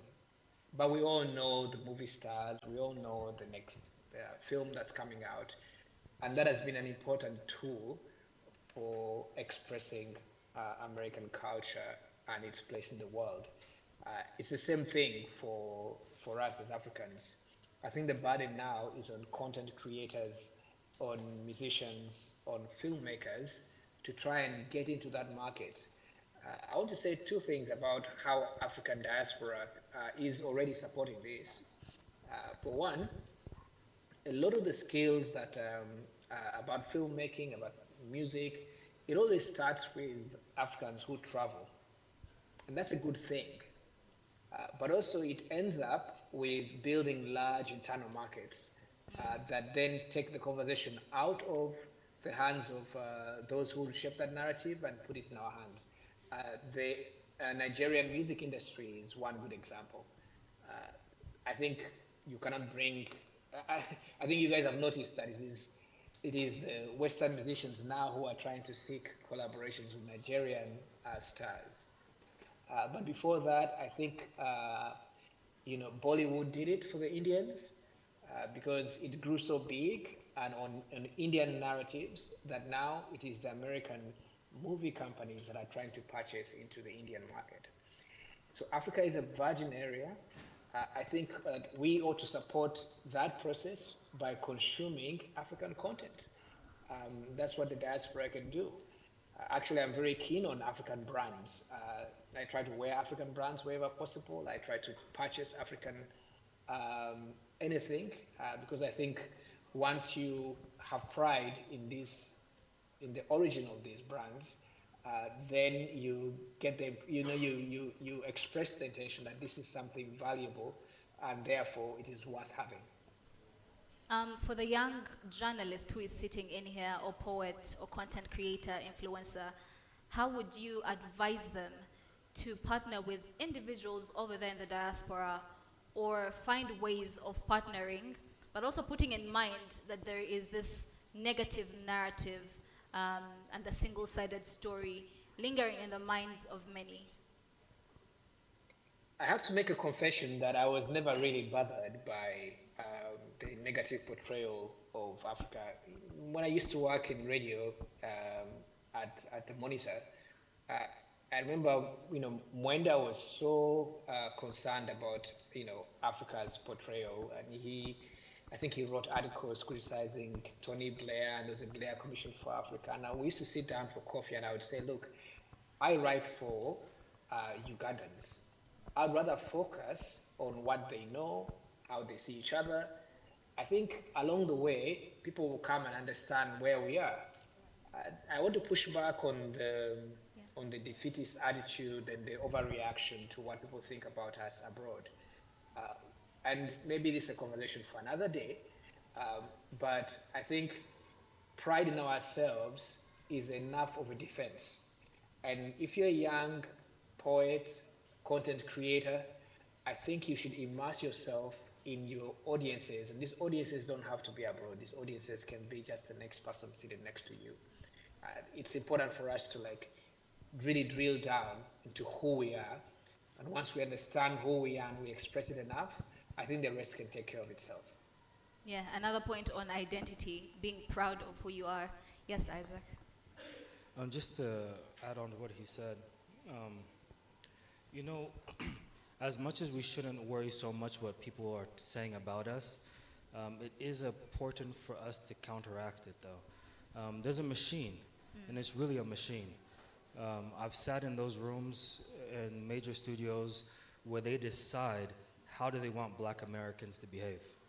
They sit down and say, we want Black Americans to do X, Y, and Z. So then the only shows that they will pit out will be shows that will force you to behave in that manner. Most viewers are not awake to that type of a strategy. So when they watch concepts on television, they believe it to be factual. One thing I'll say, I left Uganda after Bugema, when I was at Bugema in 2001. The only way I was able to get good content about Uganda was actually from watching YouTube, MBS on YouTube, and sharing that with my friends. We have a restaurant, a Ugandan restaurant in LA, and we would invite people over to watch good content, MBS, live at 9 on the YouTube. But besides that, though, when I would sit down with individuals and try to pitch content for Uganda, saying, I want to do a concept about this, I want to do a concept about that, most people would shut it down because it didn't fit into the buying power that they wanted to do and the narrative they wanted to push.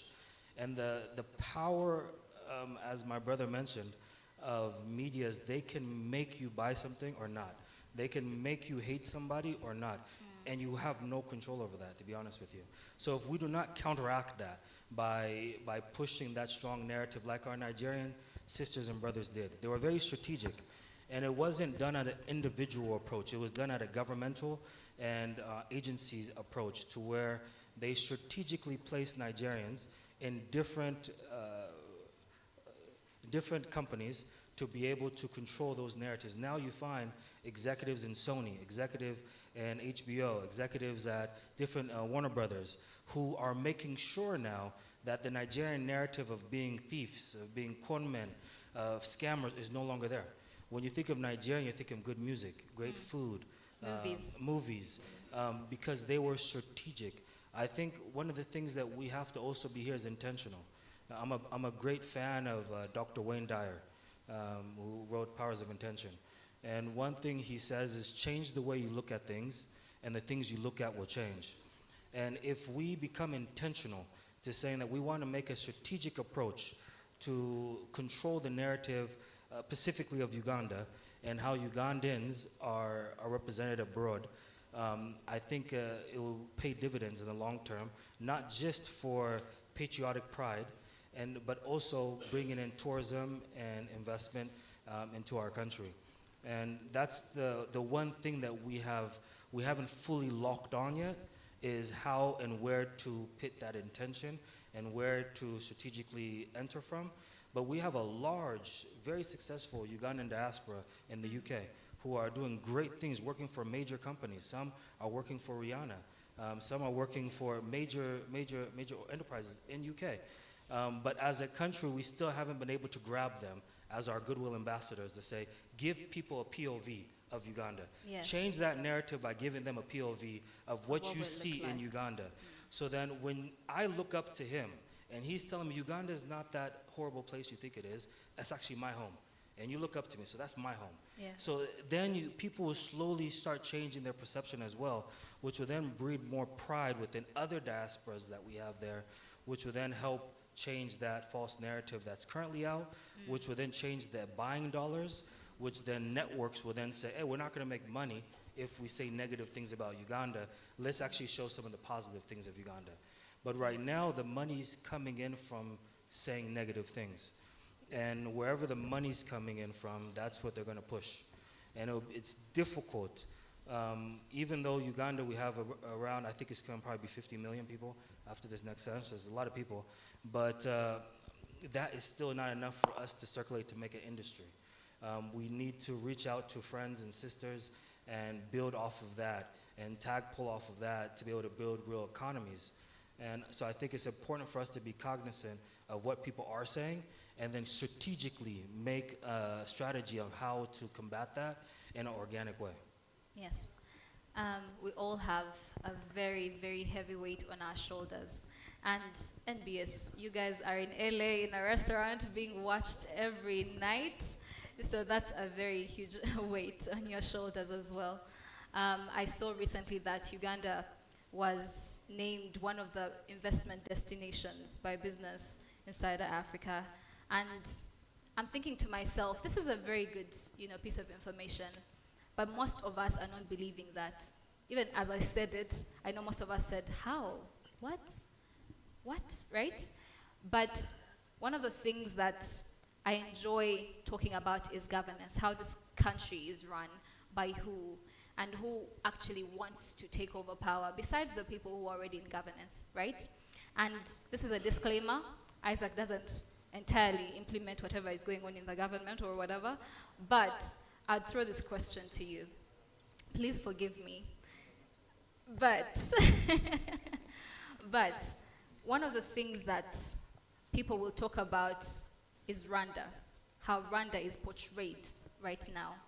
People want to go to Rwanda because they assume it's safe, right? Because they assume it has good roads, it has great basketball players, football players, because they've invested in how they're being portrayed in, to the rest of the world. How is Uganda doing the same? Because we might say we want a better representation of Uganda, but the truth is, what is the government's responsibility to be portrayed positively and in a more deserving light by media entities abroad and also here back home?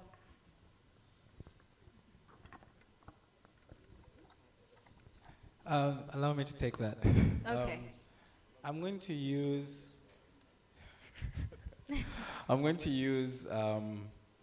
a series of examples. Okay.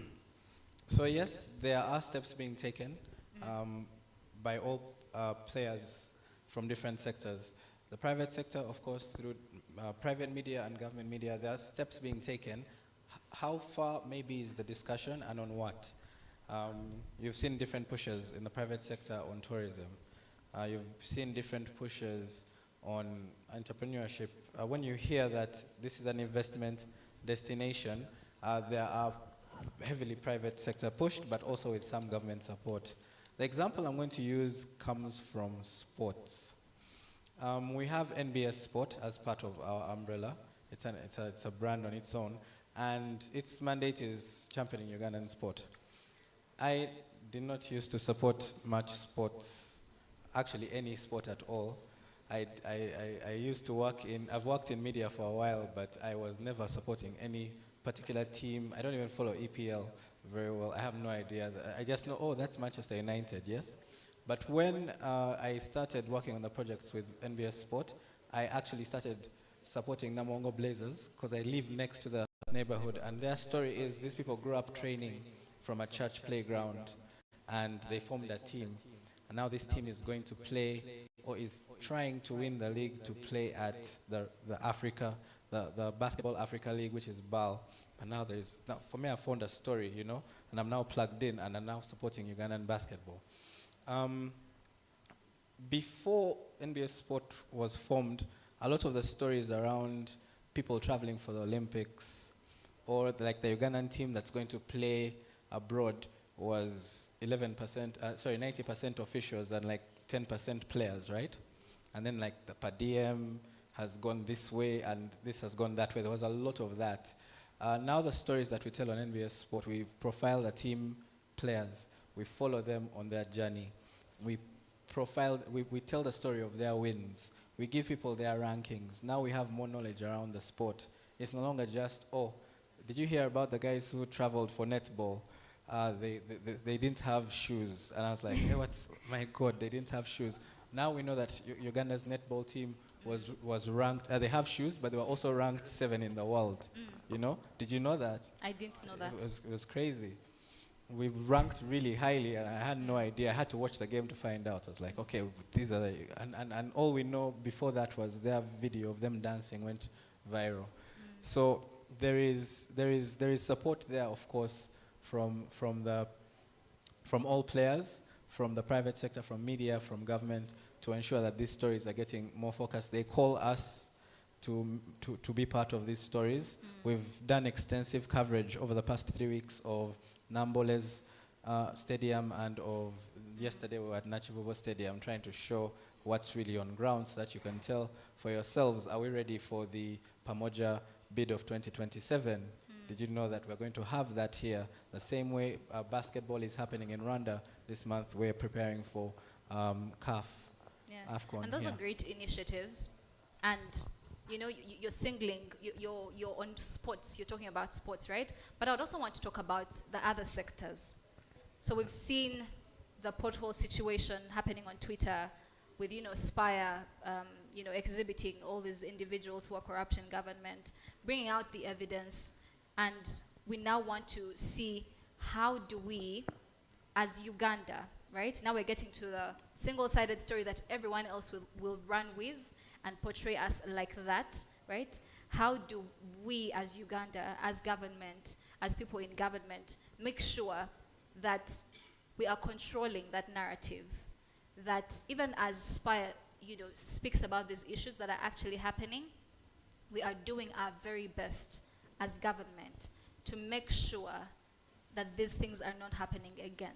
Because one thing I've noticed is, as Uganda, we have a lot of parastatals and a lot of MDAs that are really not doing anything. You'll find that under probably the ICT, you know, ministry, there's different individuals or small organizations that are doing different things, and they're actually doing all the work that is supposed to be done by NITAU. NITAU is just okay, it's not sitting, I won't say it's sitting, but it is not as vibrant as you would see PDP or like the Personal Data Protection Office, right? They're doing more work and they're more organized in terms of how the money goes through the organization. You will see evidence if you're investigating. You will see that the money came from point A and got to point B without crossing through different hands. Now I'm talking about corruption. But within the other governing bodies, the ones that are actually holding more power, you will find that money went like this to the other person. You know, people have been exhibiting, you know, how much money was used to teach people how to drink coffee, and it was ridiculous, you know. And the money for Mabati, and you know, the money supposed to be used to help people in Karamoja, money is going like that. So how do we as governors make sure that we control that narrative and do better? Yes. First of all, of course, even this country must be known for quality journalism.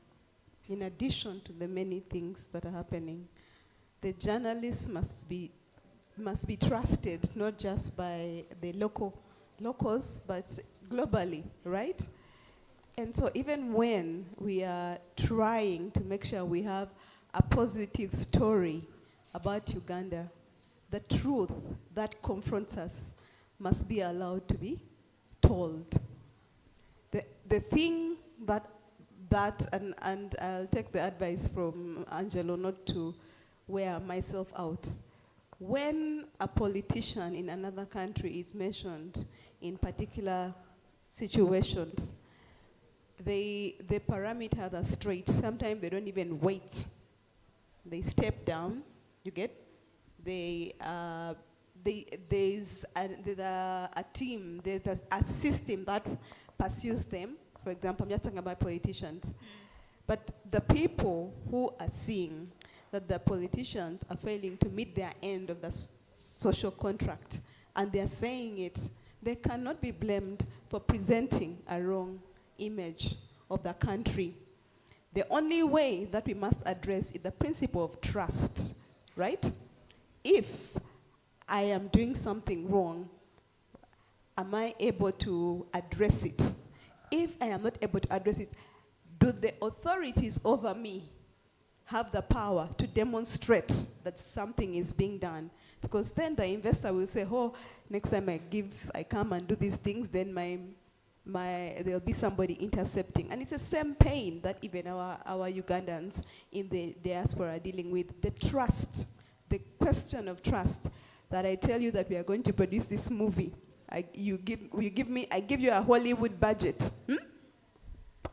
Then you make your movie with, I don't want to say the name of that place, but you make your movie without even a director's notes. You don't even have certain things. You just said to gende, to shooting, right? And then you're producing quality. That this guy who has convinced some guy in LA that, you know what, we are doing it. How is he going to feel about his own country?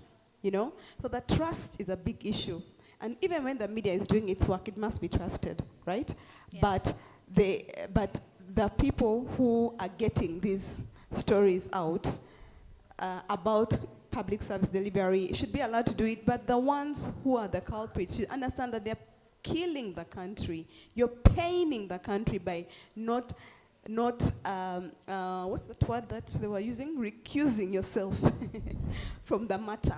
You understand? So there is storytelling, which is an area that we can all do, but quality journalism must also be allowed. And so I hope this is something that NBS is considering, that even while we are addressing big issues and we are raising nice stories about the country, if there are stories that need to be shed light on for the good of the nation, and to trust the independence of the media, they actually must be addressed. And then finally, to be understood globally in a positive way costs money, right?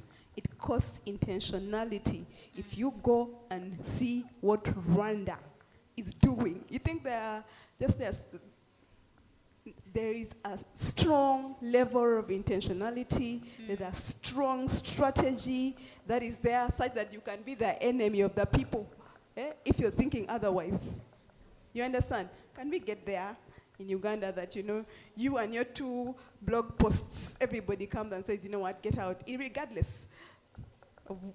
But now, one guy is speaking in a corner and saying nasty things about the country, and what are we doing? We are making these videos go viral. You understand? But if the government gave me budget today, and they're telling me it's going to be corruption-free, nobody's going to touch it, I would deliver. I'm not asking for a job, but we all would deliver, right? All of us here, yeah? But now there's no budget. The guys have good ideas, but instead the money is going to strange places. But we want the investors to come, and we want people to trust us. So the political will must be demonstrated with a strong financial arm to change perceptions. Takes generations sometimes, and we must address a generation that started from Churchill saying concentrate on Uganda, to Henry Morton Stanley saying some interesting things about Buganda, to the writers who wrote funny things about Africa, saying that the native is primitive. You think the people who are writing about them are not descendants of those people? they there? And not the children of Brutus, okay, for lack of a better word. So the pattern has been there before colonialism, during colonialism, post-colonialism, and are we thinking that we are going to now just change it by going viral only?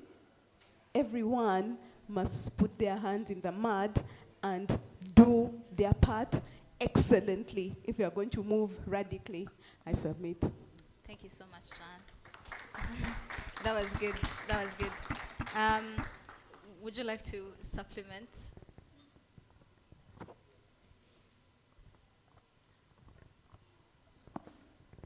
I think what they both said is correct. I think Uganda, there's a lot that's being done in Uganda, and there's a lot that can continue to be done. We're not a utopia yet, but the beauty of Uganda is we're resilient. We don't give up. His Excellency the President has put together lots of structures in place to curve out issues of corruption. There's lots of agencies that have been in place that are actively going after those who have perpetrated corruption in several different forms, not just corruption in the sense of asking for funds, but also slow service delivery. His Excellency the President has also empowered different agencies to also work in that effect. When it comes towards the media and spreading the positive narrative of the country, you have the government media center that has been doing a great job. But as I mentioned, I don't want to compare us to anybody else because we're Uganda and we're not anyone else. And if we start trying to compare ourselves to other people, then we'll always be looking in the rearview mirror at them. I'm a firm believer in looking in the mirror, not out the window. And I think what we're currently doing is building the foundation for what Uganda is going to be 5 and 10 years from now. And I think the construction work that's happening is going good.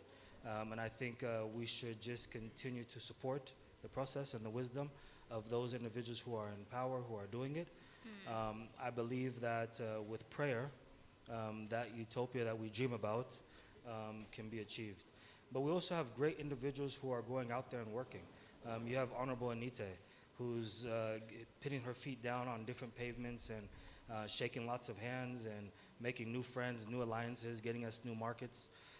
We also have Honorable Aldrich, who's currently in America now, doing great work, getting new markets for us. Even though we might have had a step back because of Agora, he's been strategic with his organization, PSFU, to strategically find new alliances for Ugandan commodities.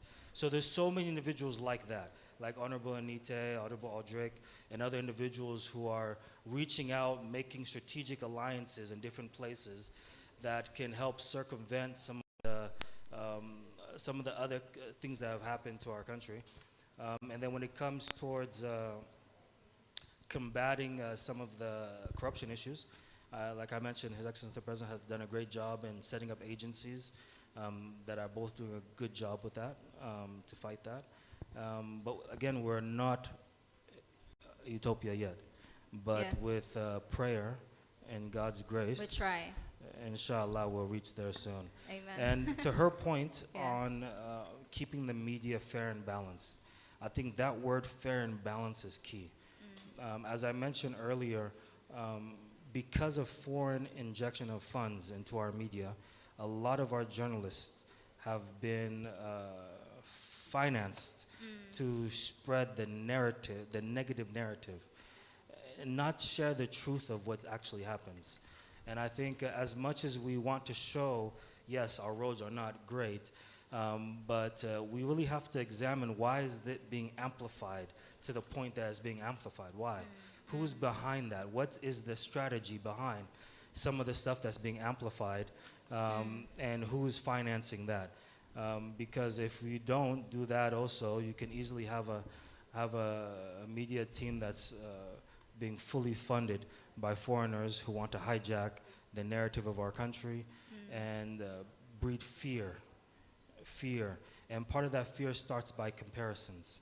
Because the moment you want to compare yourself to your neighbor or to somebody else, that comparison can cause discontent. So for me, I always tell people, I compare myself to myself, Yes. and I try my best to do the best that I can. Thank you so much, Isaac. Angelo is online and he would like to supplement as well. Angelo, can you hear us? Yes, I am here. Well, there's a lot to unpack here, but I liked what Jan said about doing things excellently and radically. But a couple of things. One is that if you look at ourselves and our brothers and sisters in Rwanda, if you are in this room, you should look up the word agaciro, which is the Rwandan word for dignity. I think of all the philosophies and recent ideas that have come out of the African continent, agaciro as a philosophy of life is one of the most significant of the last 30 years. Essentially, the Rwandan state is saying that express dignity in what you do, absorb the highest standards because you're Rwandan and you're African, and do not accept anything less. And that has diffused across every aspect of what the state and the society are doing. So I want to contribute that because I am interested in dignity as a concept for Africans, and particularly how it's being implemented in Rwanda. Yeah. Secondly, I think being of multiple heritages, you know, when we talk about Uganda and Rwanda, you know, we are not, it's not one against the other. It's just different Africans. We can coexist. Uganda is a community of nations, I think. Rwanda is a nation. They have always been one people, divided, you know, by colonialism. We can get to where we are with disagreement within our own community. I think it's very dangerous when we talk about a single narrative to make that to mean I cannot disagree with you. And I work, for example, my job is to attract investment to Uganda. But at the same time, you know, I see the problems that our public sector is facing, which some of which you've raised. Should I not respond to that? Am I to keep quiet? You know, when with the rest of Ugandans we can see the wastage of public resources, for example? I think having these conversations, the whole range of conversations is important. And it shouldn't stand in our way of being proud about who we are and doing what we can to improve our image. Finally, to what Isaac said, it's actually true that there are some attempts to undermine a country and a country's interests. Take what's going on with this whole, you know, Stop ECOP project in over the last 2 years. We're trying to build a pipeline to the coast. It's a sophisticated pipeline. Enough is being done to make it modern and sustainable, but you've got a whole well-funded campaign to try and undermine it. First of all, it's not the only area where there's oil. It's not the biggest project in the world. It's not even the biggest project in Africa, for that matter. Why is it that it is the subject of this kind of conversation? I think when you confront some of those contradictions, I think there, Isaac, you're right. We need to deal with it, and to quote Jan, deal with it radically and excellently. Thank you.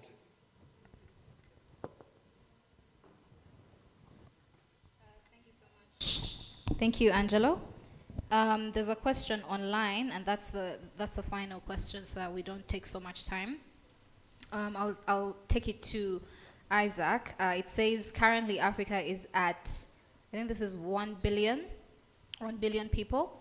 By 2050, it's expected to reach 2.5 billion. Is this enough market for our content products? Is there opportunity in numbers, or it's a time bomb? How can we unlock this advantage in numbers to create strategic opportunities for narrative change? Yeah, that's a great question. But I think the direct answer is yes, that number is enough. But for that number to become enough, we have to be united in our mindsets. Right now, majority of the content that's digested in Africa is from America or Europe. If you turn on televisions in Africa, you find very little African developed content. Not just in Uganda, even if you go to, well, Kenya has made a good law where they require, I think it's 65%, 60 or 75% of content has to be local content. But for the most part, when you look at productions that people digest in Africa, it's mostly foreign. So we have to get that pride to want to know our stories also. So I think if we do a strategic campaign of sensitizing people on the beauty of who they are, I think a story that was really good that helped a lot was the last one, the Warriors, West Africa, the Warrior Princess, the Warrior Ladies. Oh, yes. The Warrior Queen, King? The Warrior King. Yeah, Warrior Queen, yeah. Woman King. Yes. So Woman King, a lot of people don't know the genesis of that story. So if you look at Wonder Woman, which is one of the major animation characters for women, was actually made after those women from the Woman King. But when they were pitching that concept and they initially wanted that concept to be a black woman, the studio says, no, we can't have a black woman in that position. So, sharing those types of stories, of those great stories, and getting people intrigued to know and hear these folk stories that we used to hear when we were young, I think that the buy power in Uganda and Africa as a whole is a lot. I think that the appetite is there, but it just needs to be enhanced a little bit more. But also, if I can chime in on what my brother mentioned a second ago, I'm not saying that we shouldn't look at our neighbors and other individuals for advice and as a monitoring stick of where we should be at. But what I'm saying is Uganda is always going to be Uganda, and we can never be anything else. And if we allow to achieve something that someone else has achieved, we have to understand every country has their own internal dynamics, and they have their own rationales of why and how things are done. And we shouldn't compare apples and oranges, because by doing that, we can cause confusion. And also by doing that, we can lose pride in our own self by saying that someone is doing something better than me. And so even with everything we do, we should know that we are Ugandans. For like myself, I'm from Luwelo. I'm a very proud person from Luwelo. I love my pineapples. And the first thing I do whenever I meet anybody, I tell them I come from Bajo Luwelo, the home of the best pineapples in the world. And I don't care about anything else.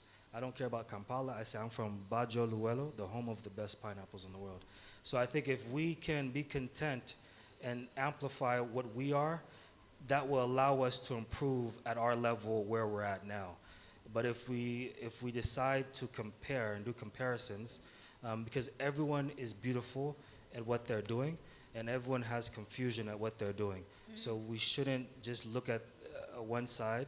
We should allow ourselves to focus on what we're doing. Yeah. 30 seconds? 30 seconds, yes. Yeah. What he just said, I want to boil it down to one statement. Let's remain unapologetically us in our stories while striving towards being excellent at the craft. Yes, because I watched a Netflix show from South Africa that was like watching a European show just acted by South Africans, as opposed to watching a show about South Africa and experiencing South Africa through that show. They chose to go the opposite route with a good budget, and it looked nice. It was just not a South African story. Things like that. So let's remain unapologetically us while perfecting the craft. Thank you. I think that takes a lot of work, because if you turn off the volume on some music videos in Uganda, are they Ugandan? Is that the Ugandanness, or it's a little bit We're of trying to be something Jamaica, else. Yeah. the back door. So finding the true identity requires some work, and if you're a content creator, you must know that you're not just going to walk out here and just say, yeah. There's a lot of research that is done in storytelling, and you must be able to invest it with learning there, that you don't just say that the heroine is going to be a black guy. And that reminds me of some of the most annoying movies I've watched of all time, like The Gods Must Be Crazy, because I have never gotten over the fact that The Gods was a Coke bottle. How is that even acceptable, that a bottle is falling down? Just think about it. And the entire village is saying that gods must be crazy, and we accept that. And Coke get that kind of placement. What are they called? Yeah. And I asked myself, wow, how did we get to this point? The guys in the film industry in Namibia were there. They saw the script. What did they do? Then we had sequels and sequels. Why? The most South African story I think I've seen is Safina. And I think that's it. So you understand. And then in terms of advertising, and of course this is really a bad joke, I hope they don't come for me. You're talking about still a drink, and you're telling us that while serious world events are happening, people in Africa are sitting down and drinking Coca-Cola. Taking a drink. Is that who we are? Really? But we allowed, the industry allowed to pass. Yeah? That. They're allowed to pass. And those are things that where I'm saying that it's possible that these checks can be localized to the smallest level. And then again, it's not just the content. There are publishers who will throw out your story because of how you presented it. Can we have African publishers? Yeah? If you have a story, can you be able to self-publish, or can we support the publishing industry to produce stories that are counteracting some of the narratives? And it should not be expensive, you know? Those are things that help. If we go to the places where the errors were made and try and rectify them, you know, why are we having certain news clips of certain things presenting us in a wrong way by our own selves?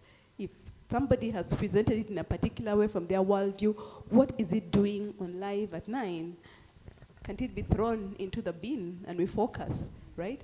It's different from journalism because somebody can get anywhere, but if you've taken a position to do some kind of support and address the ecosystem to improve Africa, we must deal. When we go to the parks, do we even go to the parks? We allow another person to come from another country to go to the park, and then they take pictures of a gorilla, and they say, you know, but we go to the parks, we don't say anything. We bypass them on the road to our villages. We do not take the position of promoting the good image of our country, and it has to be done in subtle ways, but also in radical ways where you're unapologetic about it. But content creators are not journalists, I understand that, but there should be a level of ethical presentation of stories, even comedians, you know, about Africa, because then you will have people who are out there consuming. I was telling people how all over Africa, people can tell me about this actress from Uganda. And sometimes when I look at the things she's saying, I'm like, okay, yeah, it's funny, but this is not who we are. But she gets hits. And I'm like, no, we're not that funny and dramatic all the time, or we're not that clueless, you know? And those are the problems we must really address in our presentation of conversations, even in international meetings. How we present ourselves, how we speak about the country, it has to be from a point of patriotism. We don't need a national patriotic office to open your brain and put I love Africa in it. Starts with you. Yes, you must love yourself and have the identity. Yes. Thank you so much, Jan. Thank you for being on this panel as well. So online, I want Angelo to just give his closing remarks in 10 seconds if he can, and then we'll open the session to everyone else to ask their questions. Yes, Angelo.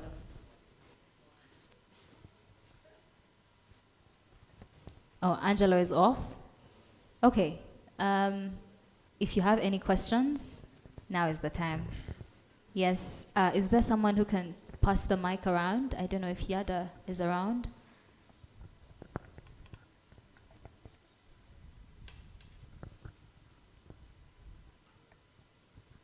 Hello, my name is Edgar. Nice to meet you guys, and thank you for sharing those insightful comments and remarks. Now, mine is more from the perspective of the audience itself. While we're here talking about changing the narrative, I think the biggest stakeholders are the people themselves.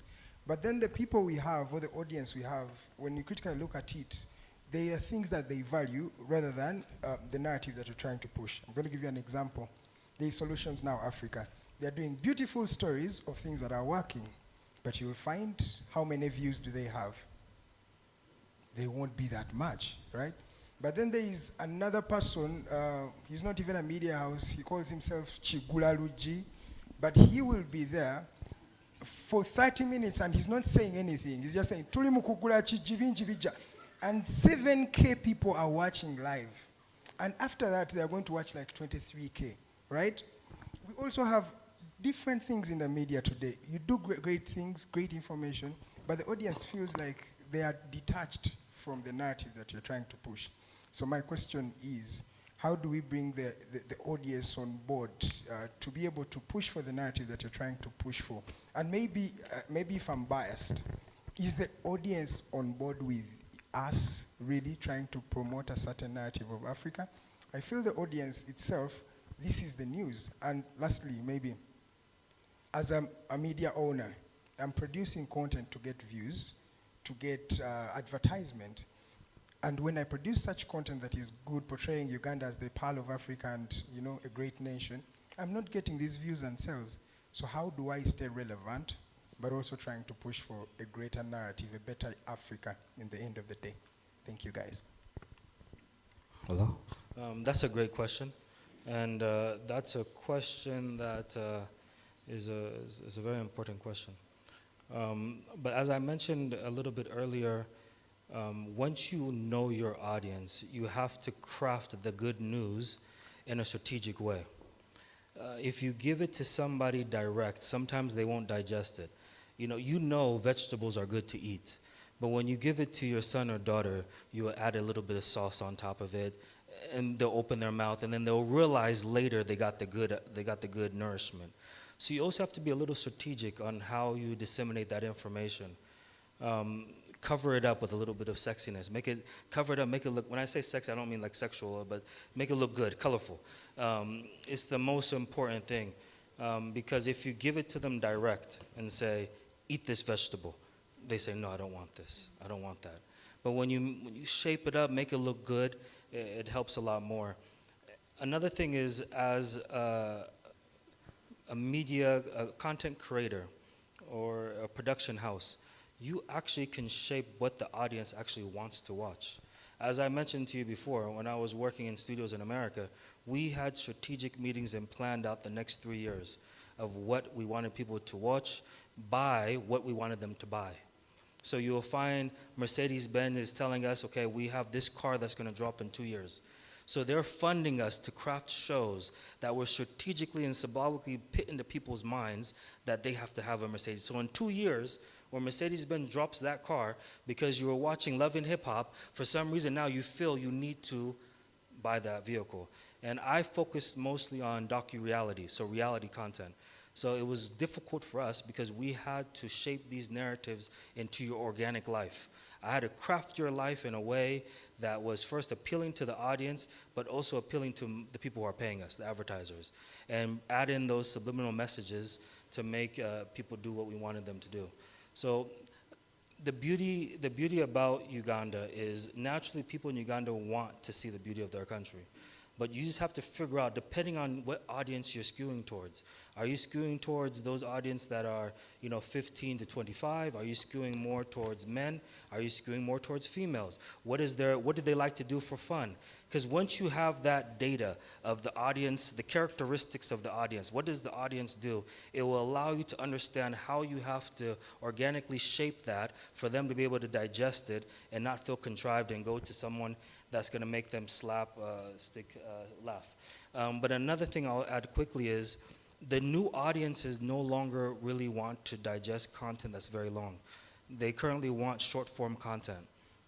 So if you're having long-form content, the chances of a millennial watching it is very slim, unless you have lots of punchlines always. There's always lots of punchlines to keep them engaged.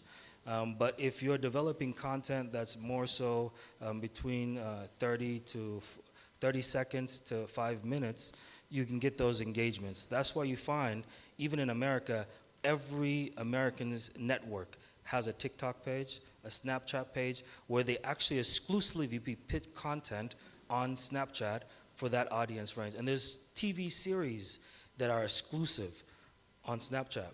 So you also have to understand your audience. As they were mentioning, developing content is not just saying, I have an idea, I want to develop it. You have to dig deep. Understand who is going to digest this content, what are their characteristics, do I want to keep them in that box, or do I want to remove them from that box?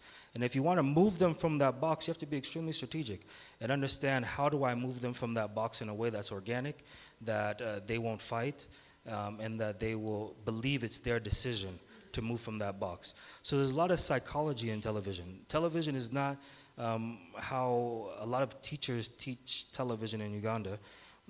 It's not just about coming up with ideas. There's a science to it. And you have to be willing to put in the time to truly dissect who is going to digest this content and understand enough about them. That's the only way you can truly profit from it and come up with content that they will agree to watch, but at the same time, digest the message that you want them to digest. Oh, okay. I also want to say a few things about that. Number one, the beauty about content right now is it's also being consumed online. Just like my colleague has said, all these platforms have, or rather all these stations have different platforms where they break down and strategically pick content that they place there. What happens when you have your content online? You're able to get real-time information, data that can help make decisions about how you produce your content moving forward. You get feedback. You have comments. You get to see who watched what. It's even as specific as which region they're from, what part of your video they watched the most. Then that informs on how you can do things differently. Number two, there are more ways to make money from content these days.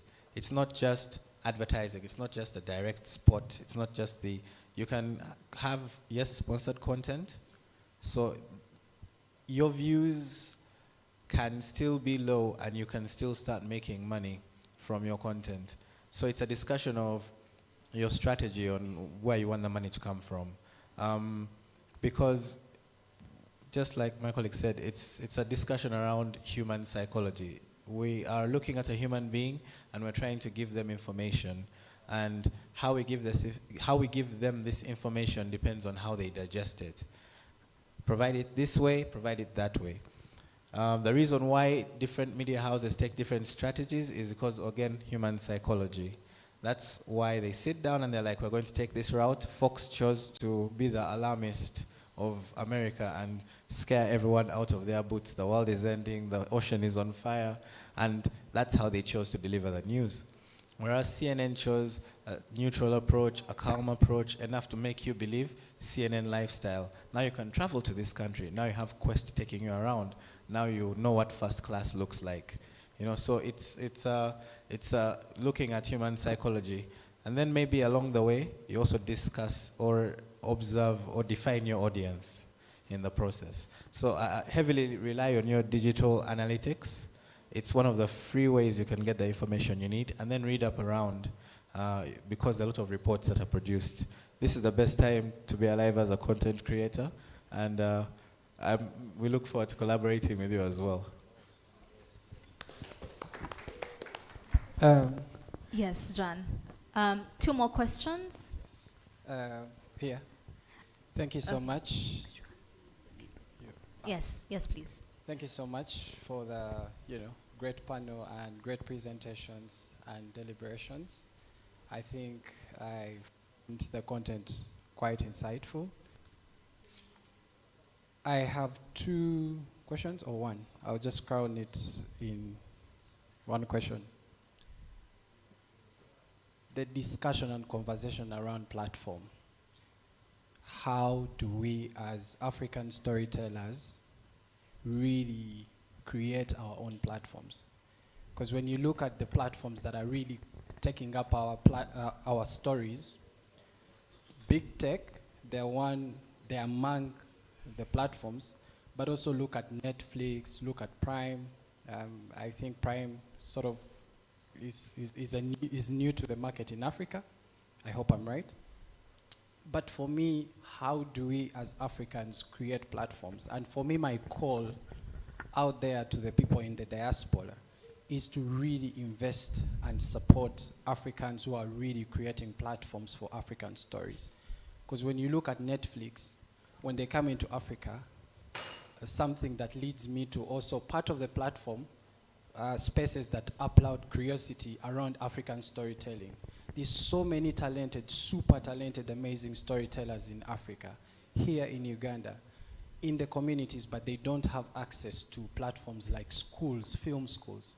In Uganda, we only have, I think, Kampala Film School. If you've been to Kampala Film School, you'd feel sorry what kind of material and content and tuition that they are providing to Ugandan storytellers. The platform, I think, that tried its best at its inception was I think it's Mirania's. There was another thing called Maisha Lab something that came in, and I think it quite gave birth to a lot of the good programming we are watching from JDC, the Allans of today. But for me, it goes back to platform. Until, as Africans, we have our own platforms, which we really need to advocate for, so that our stories are not taken up by Instagram reels, and we are not earning a penny from them, taken up by Twitter, taken up by TikTok. We are not going to have our narratives out there. My last point is this. It's a point, but also it's a point of reflection. Do we really want to tell the right story or the positive story? Just think about that. Because when we sit in these spaces, we are trying to push for the positive story. But what's the right story? The events that happened on 19th and 20th in November 2020, 2021, general elections, have changed the course of so many young people and lives that we are murdered on the street. Those people have never found healing. There's so many people languishing in the prison. That's just the aspect of it that, is leaving behind such a trauma among lives who live behind generations that have so much heart. And so many others. I can go back to so many events that are happening. Go to the streets, get the data in the Ministry of Finance, look at how we are doing in the pockets of young people. So do we really want to push the positive story or the right story? But where is the balance in our storytelling? Thank you. Thank you. I think I'll let the gentleman speak, and then we'll have the final question from over there. I hope there's no more other hands. Okay, thank you. I'll try to be brief so that my other colleagues can get an opportunity, although mine was a little bit longer. My name is Lubega Emmanuel. I'm an international journalist. I work with DW Germany, Deutsche Welle, and I'm pleased to be with you here. And I'd like also to inform although we are having this debate here, I want to at least be positive that actually what we are talking about, what we are lamenting about right now is being corrected by the international media. And I'm here to testify to that. Our media DW, and I think some of the people here that have engaged and we've done positive stories about their projects can testify to this, that we are looking out for inspiring stories from the youth, from the girls, from the women, But some of you, you know, you think that you've reached a certain level of celebrity that you don't want to be, you know, covered Approached. by us, approached. Mm. And it's so sad. Like recently, there is a lady who has been actually funded by UNDP for coming up with an innovation of, you know, making cotton yarn, that is thread, from plastic yarn. And the UN encouraged me to cover her. But she's elusive. She doesn't want me to call her. She doesn't want me to get in touch with her. So what do you do with such people? Eh? So we've got so many stories for DW. We've got actually a series, 4 programs for youth and women that are looking specifically for positive and interesting, inspiring stories. But coming across such people is sometimes a challenge. Only a few of you usually connect us to them. And from here, I'd like you to support us on that. So we are changing that kind of whatever, because we also need that audience in Africa. We need the audience in Europe to know that there is a different face of Africa. But as my mentor and also our former boss, Izama, mentioned, that there is that changing trend. I can testify to that. But as I've said, the arrogant celebrities, the politicians usually kill our stories, and then the money issues and branding. Whereas Rwanda is spending, Uganda is stealing. So how do we support each other? So these are things that we need to consider. But be sure, just be hopeful that we are moving towards the other trend of getting positive stories from Africa. And as I stand here representing actually DW and even other international media which we collaborate with, they're usually looking out for those positive stories. So this mindset is changing on the other side. Thank you. Thank you for the work you do. I'll have a lady. Do we have ladies? I'll have a lady ask a question, and then I'll go over to the gentleman over there who's had his hand up the entire time.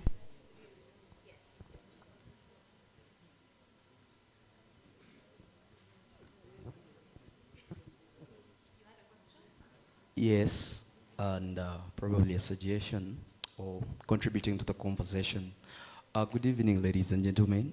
My name is Katongole. I'll try. We were talking about, and my question first would go to Isaac. Isaac, when you get time to meet these big men and women in this government, including Your Excellency, the President, do you talk about things that work for Uganda when you're trying to bring out the right image you need? Because you look at, for example, things that bring us out on the international market. We don't need to wait for CNN to write us among the top 10 best destinations in the world.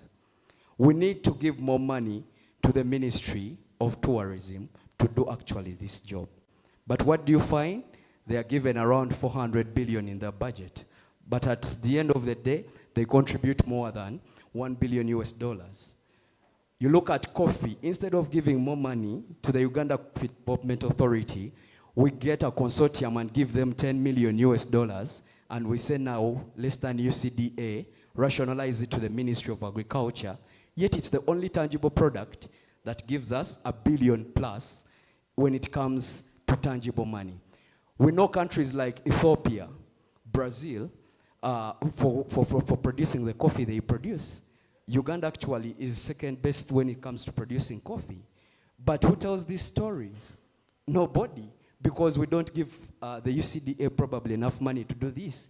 You are talking about the work that Evelyn Aniti does and Odrick. It's good job because when you look at the 2022 report, our foreign direct investment increased to $1.3 billion US. That is 39 increment. Perhaps if we gave these people enough money, if you people sat in those meetings and you agreed that this is where we want to take the country, like she said, we should be intentional and strategic. We are talking of Rwanda. Since the genocide, they have been very intentional on what they are doing. Yeah? Look at our sports people. Since Kiprotich won the gold in London, we said that we are going to construct a Herit training center. It's more than 12 years. It has never been completed. So while we are telling the journalists who are going to write, Kiprotich wins the medal, and we tell the story of Kiprotich. We tell the stories of these young athletes who wake up every day to train to get Uganda where it's going. Is the government focused? Are you intending as government to bring these programs forward? Because countries like Jamaica are not rich. I believe nobody knows Andrew Holness, the Prime Minister of Jamaica. Does anybody know him? But we know who Johan Blake is. We know who Cautions is. They have been intentional on those two industries. So I beg, when you sit in those meetings, you tell the president the reality that works for us. While journalists will do their work, we also need government intervention. Thank you. I take it on. Just give me a minute. So we're going to give them a minute to answer these questions, and then we'll come back for just 2 questions, and that's it. And please summarize your question. If it's a question, say it in 10 seconds, I hope. And while we're pinning government, I just want us to know that he can do as little or as much. He's doing the best he can. I mean, I've done some projects with government, and man, it's tough. It's a whole jungle in there. So you don't have to put him, on that spot. But they'll answer these questions, and we'll move on to the other 2. Thank you. Yeah, the government is as abstract as an ocean. And it requires a lot of direct identification of the right people. Does it have all the information? It has, by the way, all. But the whole process of running a government is a different talk altogether. But thankfully, nowadays we are seeing feedback going, and sometimes there's action, so we can keep that. But the essence of viability, which was actually where we're talking, is where is the value, where is the money, where is the financial benefit, where is the quality benefit. And if we convert all of this to that, if we demonstrate these things to any leader properly and consistently, not just once or twice and you vanish, the value will be appreciated. That's just a general view.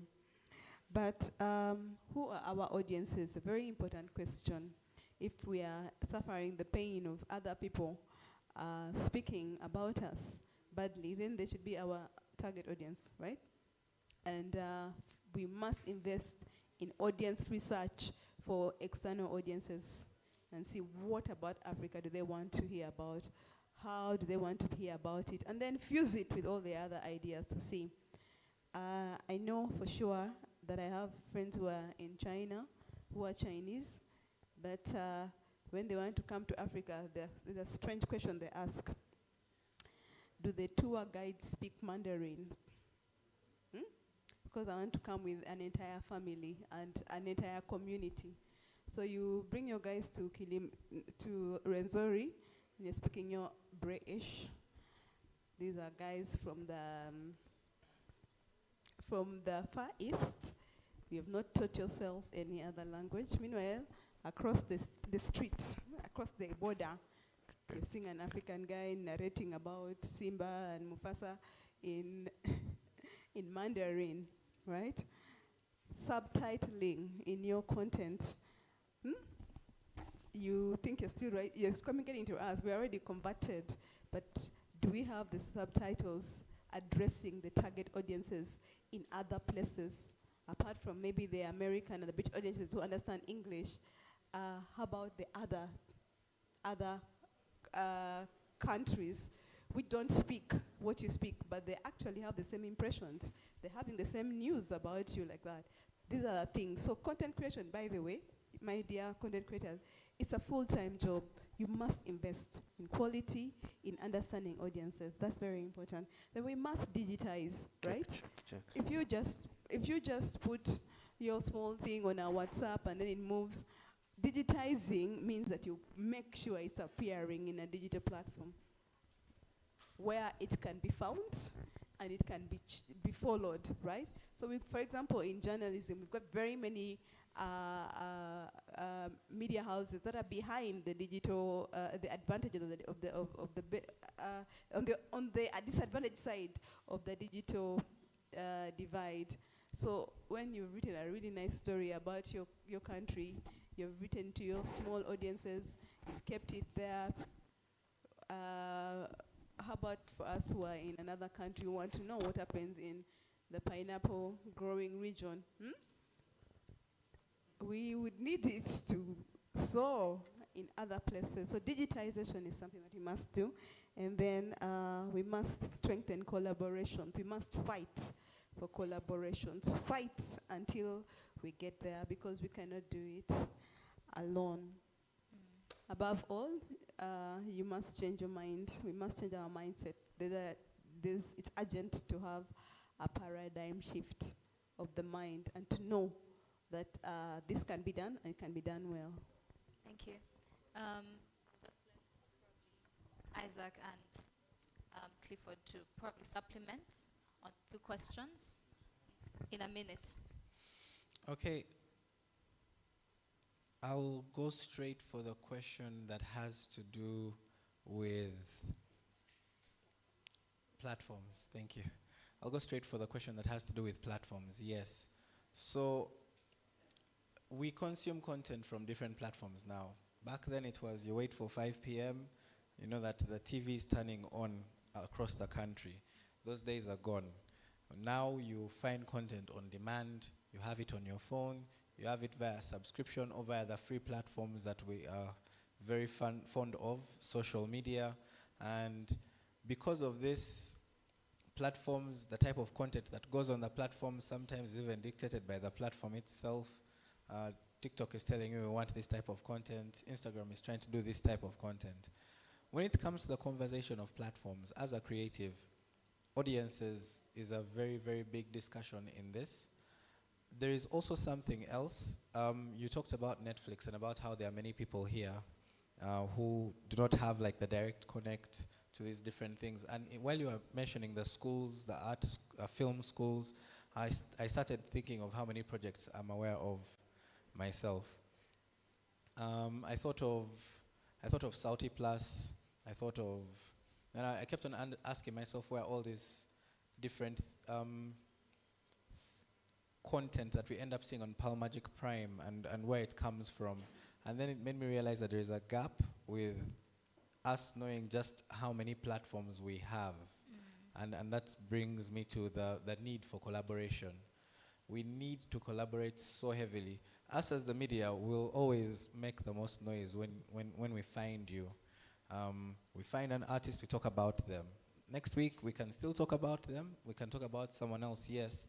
But after we're done talking, we want to continue collaborating with you along your journey. We don't want it to be a one-off. We don't want it to stop there. In many cases, it's a project. We need it to be we need to be sustainable. We need things to be sustainable. So maybe the very first takeaway I have is we need to collaborate a lot on the projects that we're making. I attend film festivals because I'm a film lover and I love short films. One day I'll make one. I'll invite you to come view. I've seen so many talented short film directors in Uganda alone since I started attending in 2019 from Galabe Film Festival. I recently found out about new ones as well, and I was very excited. I see what Icon Awards is doing. And during those interactions, I'm trying to build a network. I'm trying to continuously tell a story. And with more collaboration and more collaborations and more information put out there about these collaborations, we can achieve the platform question. You'll have the bridge, because just like right now, the Iwaju animation on Disney Plus and the Lukman Ali's film on Netflix, there were processes, and when that call went out for applications, I somehow got that call through a friend in those networks, and I got to see the requirements they're asking for. So yes, platforms. That brings me to my second thing about these platforms. When it comes to the responsibility of who does it sit on to publicize now, just like Jana said, right now we have reached a point. You've heard of search engine optimization. You know, you go to Google, you type in a thing, you show up in the search results. We are at a point in AI, not to take this conversation towards AI, we'll have those talks later, but we're at a point in AI where AI is blurring the lines of search engine optimization. So you're going to walk into a boardroom. Let's assume you're going to a different country. You're going into Germany today, and you sit in front of someone and they say, you tell them you're from Uganda, and the very first thing they're going to do, back then they used to open Google and try to Google what they know about Uganda. Now they'll just open ChatGPT or Gemini and ask it, summarize to me the top 5 things about Uganda. And that's AI is going to look through the optimized content about Uganda, and that's what will show up. So we are reaching a new era where even search engine optimization, we now have to think of AI search engines as well. And because of that, we need more content out there talking about these things to be found. So let's write, let's publish, let's post, intentionally using the right keywords. Let's put more things out there. Why? Because we're only 2-3 media houses, but if everyone here wrote an article about today and put it online, one of these articles will show up in someone's Meta AI chat when they ask in a WhatsApp group, ask Meta AI a question about media viability and sustainability in Uganda. So let's publish more. Thank you. Finally, Isaac. That was a very good question. And I don't know if I have the best answer that you would want, because I don't sit in the rooms with His Excellency to tell him what to do. That's not the blessing that God gave me. I'm not at that stage.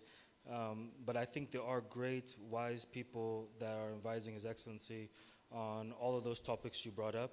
I think he gets briefs on a daily basis of all those concepts. And I believe that he hasn't been in office for close to 40 years because he doesn't have an ear on the ground. So as much as we want things to become better tomorrow, we have to understand there's a process of greatness. There's a process. You don't plant a seed and it germinates and there's fruit immediately. So we have hardships. There are things that you might not be happy with, that he might not be happy with, she might not be happy with. But the grand scheme of things, you're in a country that has not had war in a long time. You're able to sit here today, go to school, travel as you want to. Your money won't be stolen from your bank account. So those things these are serious points, because there's lots of countries that don't have that. And there's lots of places that don't have that type of security and that type of stability. Because more important than anything is stability. Because without stability, nothing can ever grow. And what a lot of people forget is the importance of stability. And so I think that we have to be knowledgeable and aware of that and be thankful for the stability and security that we have, and then individually play our parts towards enhancing some of the gaps that are still there, because there's going to be gaps. But let's try to work towards filling those gaps to make a better country that we all want to have. Thank you. To the people who I promised, I lied. I'm sorry. But when you find me on the street, please don't stone me. Allow me welcome back Yada. Thank you so much to my panelists. I really appreciate you taking time off and being here with us. Thank you so much.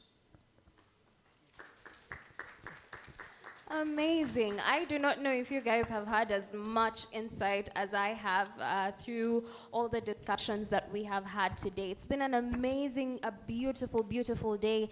And sadly, we have come to the end. However, we end on a beautiful note because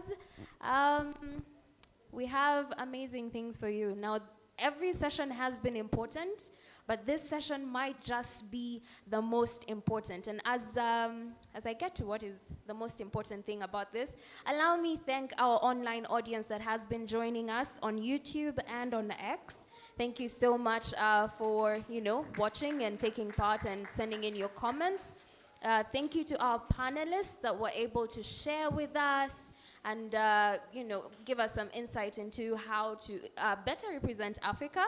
Thank you so much to the partners that supported every activity that has been going on in this place. And of course, thank you to the audience in the house. This would have not been possible without you, so thank you for showing up. Thank you for turning up. I'm going to tell you the best part of the day. That is cocktail hour. MCI prepared something beautiful for us, and we'll be sharing that in a bit. And please use this opportunity not just to feed your tummy, but also feed your network. There's so many people here that could be, beneficial to you and your career and your progress. So please take advantage of the people in this room. And yeah, so before we go there, allow me to invite Patricia to come and close off officially. Again, my name is Yada, and thank you so much for being such a great audience. Hello. Hello. Hello, everyone. Can I have your attention? Can you clap for ourselves, first of all? Clap for the panelists, the speakers. Let's clap for Yada, everyone, and Bella. And finally, let's clap for the production team. I will not do a lot of talking. A lot has really been said. But first of all, my name is Maganda Patricia Gift. And on behalf of Media Challenge Initiative and our partner, Africa No Filter, we wish to extend our gratitude to you all, our audience, the different storytellers in the room, from the content creators, the journalists, the media practitioners, our innovators, the animators, and everyone else in this audience for having made time to be a part of this very insightful discussion. Our hope is that you continue relating more with such content, is that you continue producing more content on the African level that can be used to tell our story even more better. But most importantly, like our panelists said, let's work towards filling the gap through the different collaborations that we have. Don't go away today without meeting someone new, without sharing your ideas as a storyteller, without knowing how to work better and represent our narrative better. This conversation has been streamed live on our YouTube platform.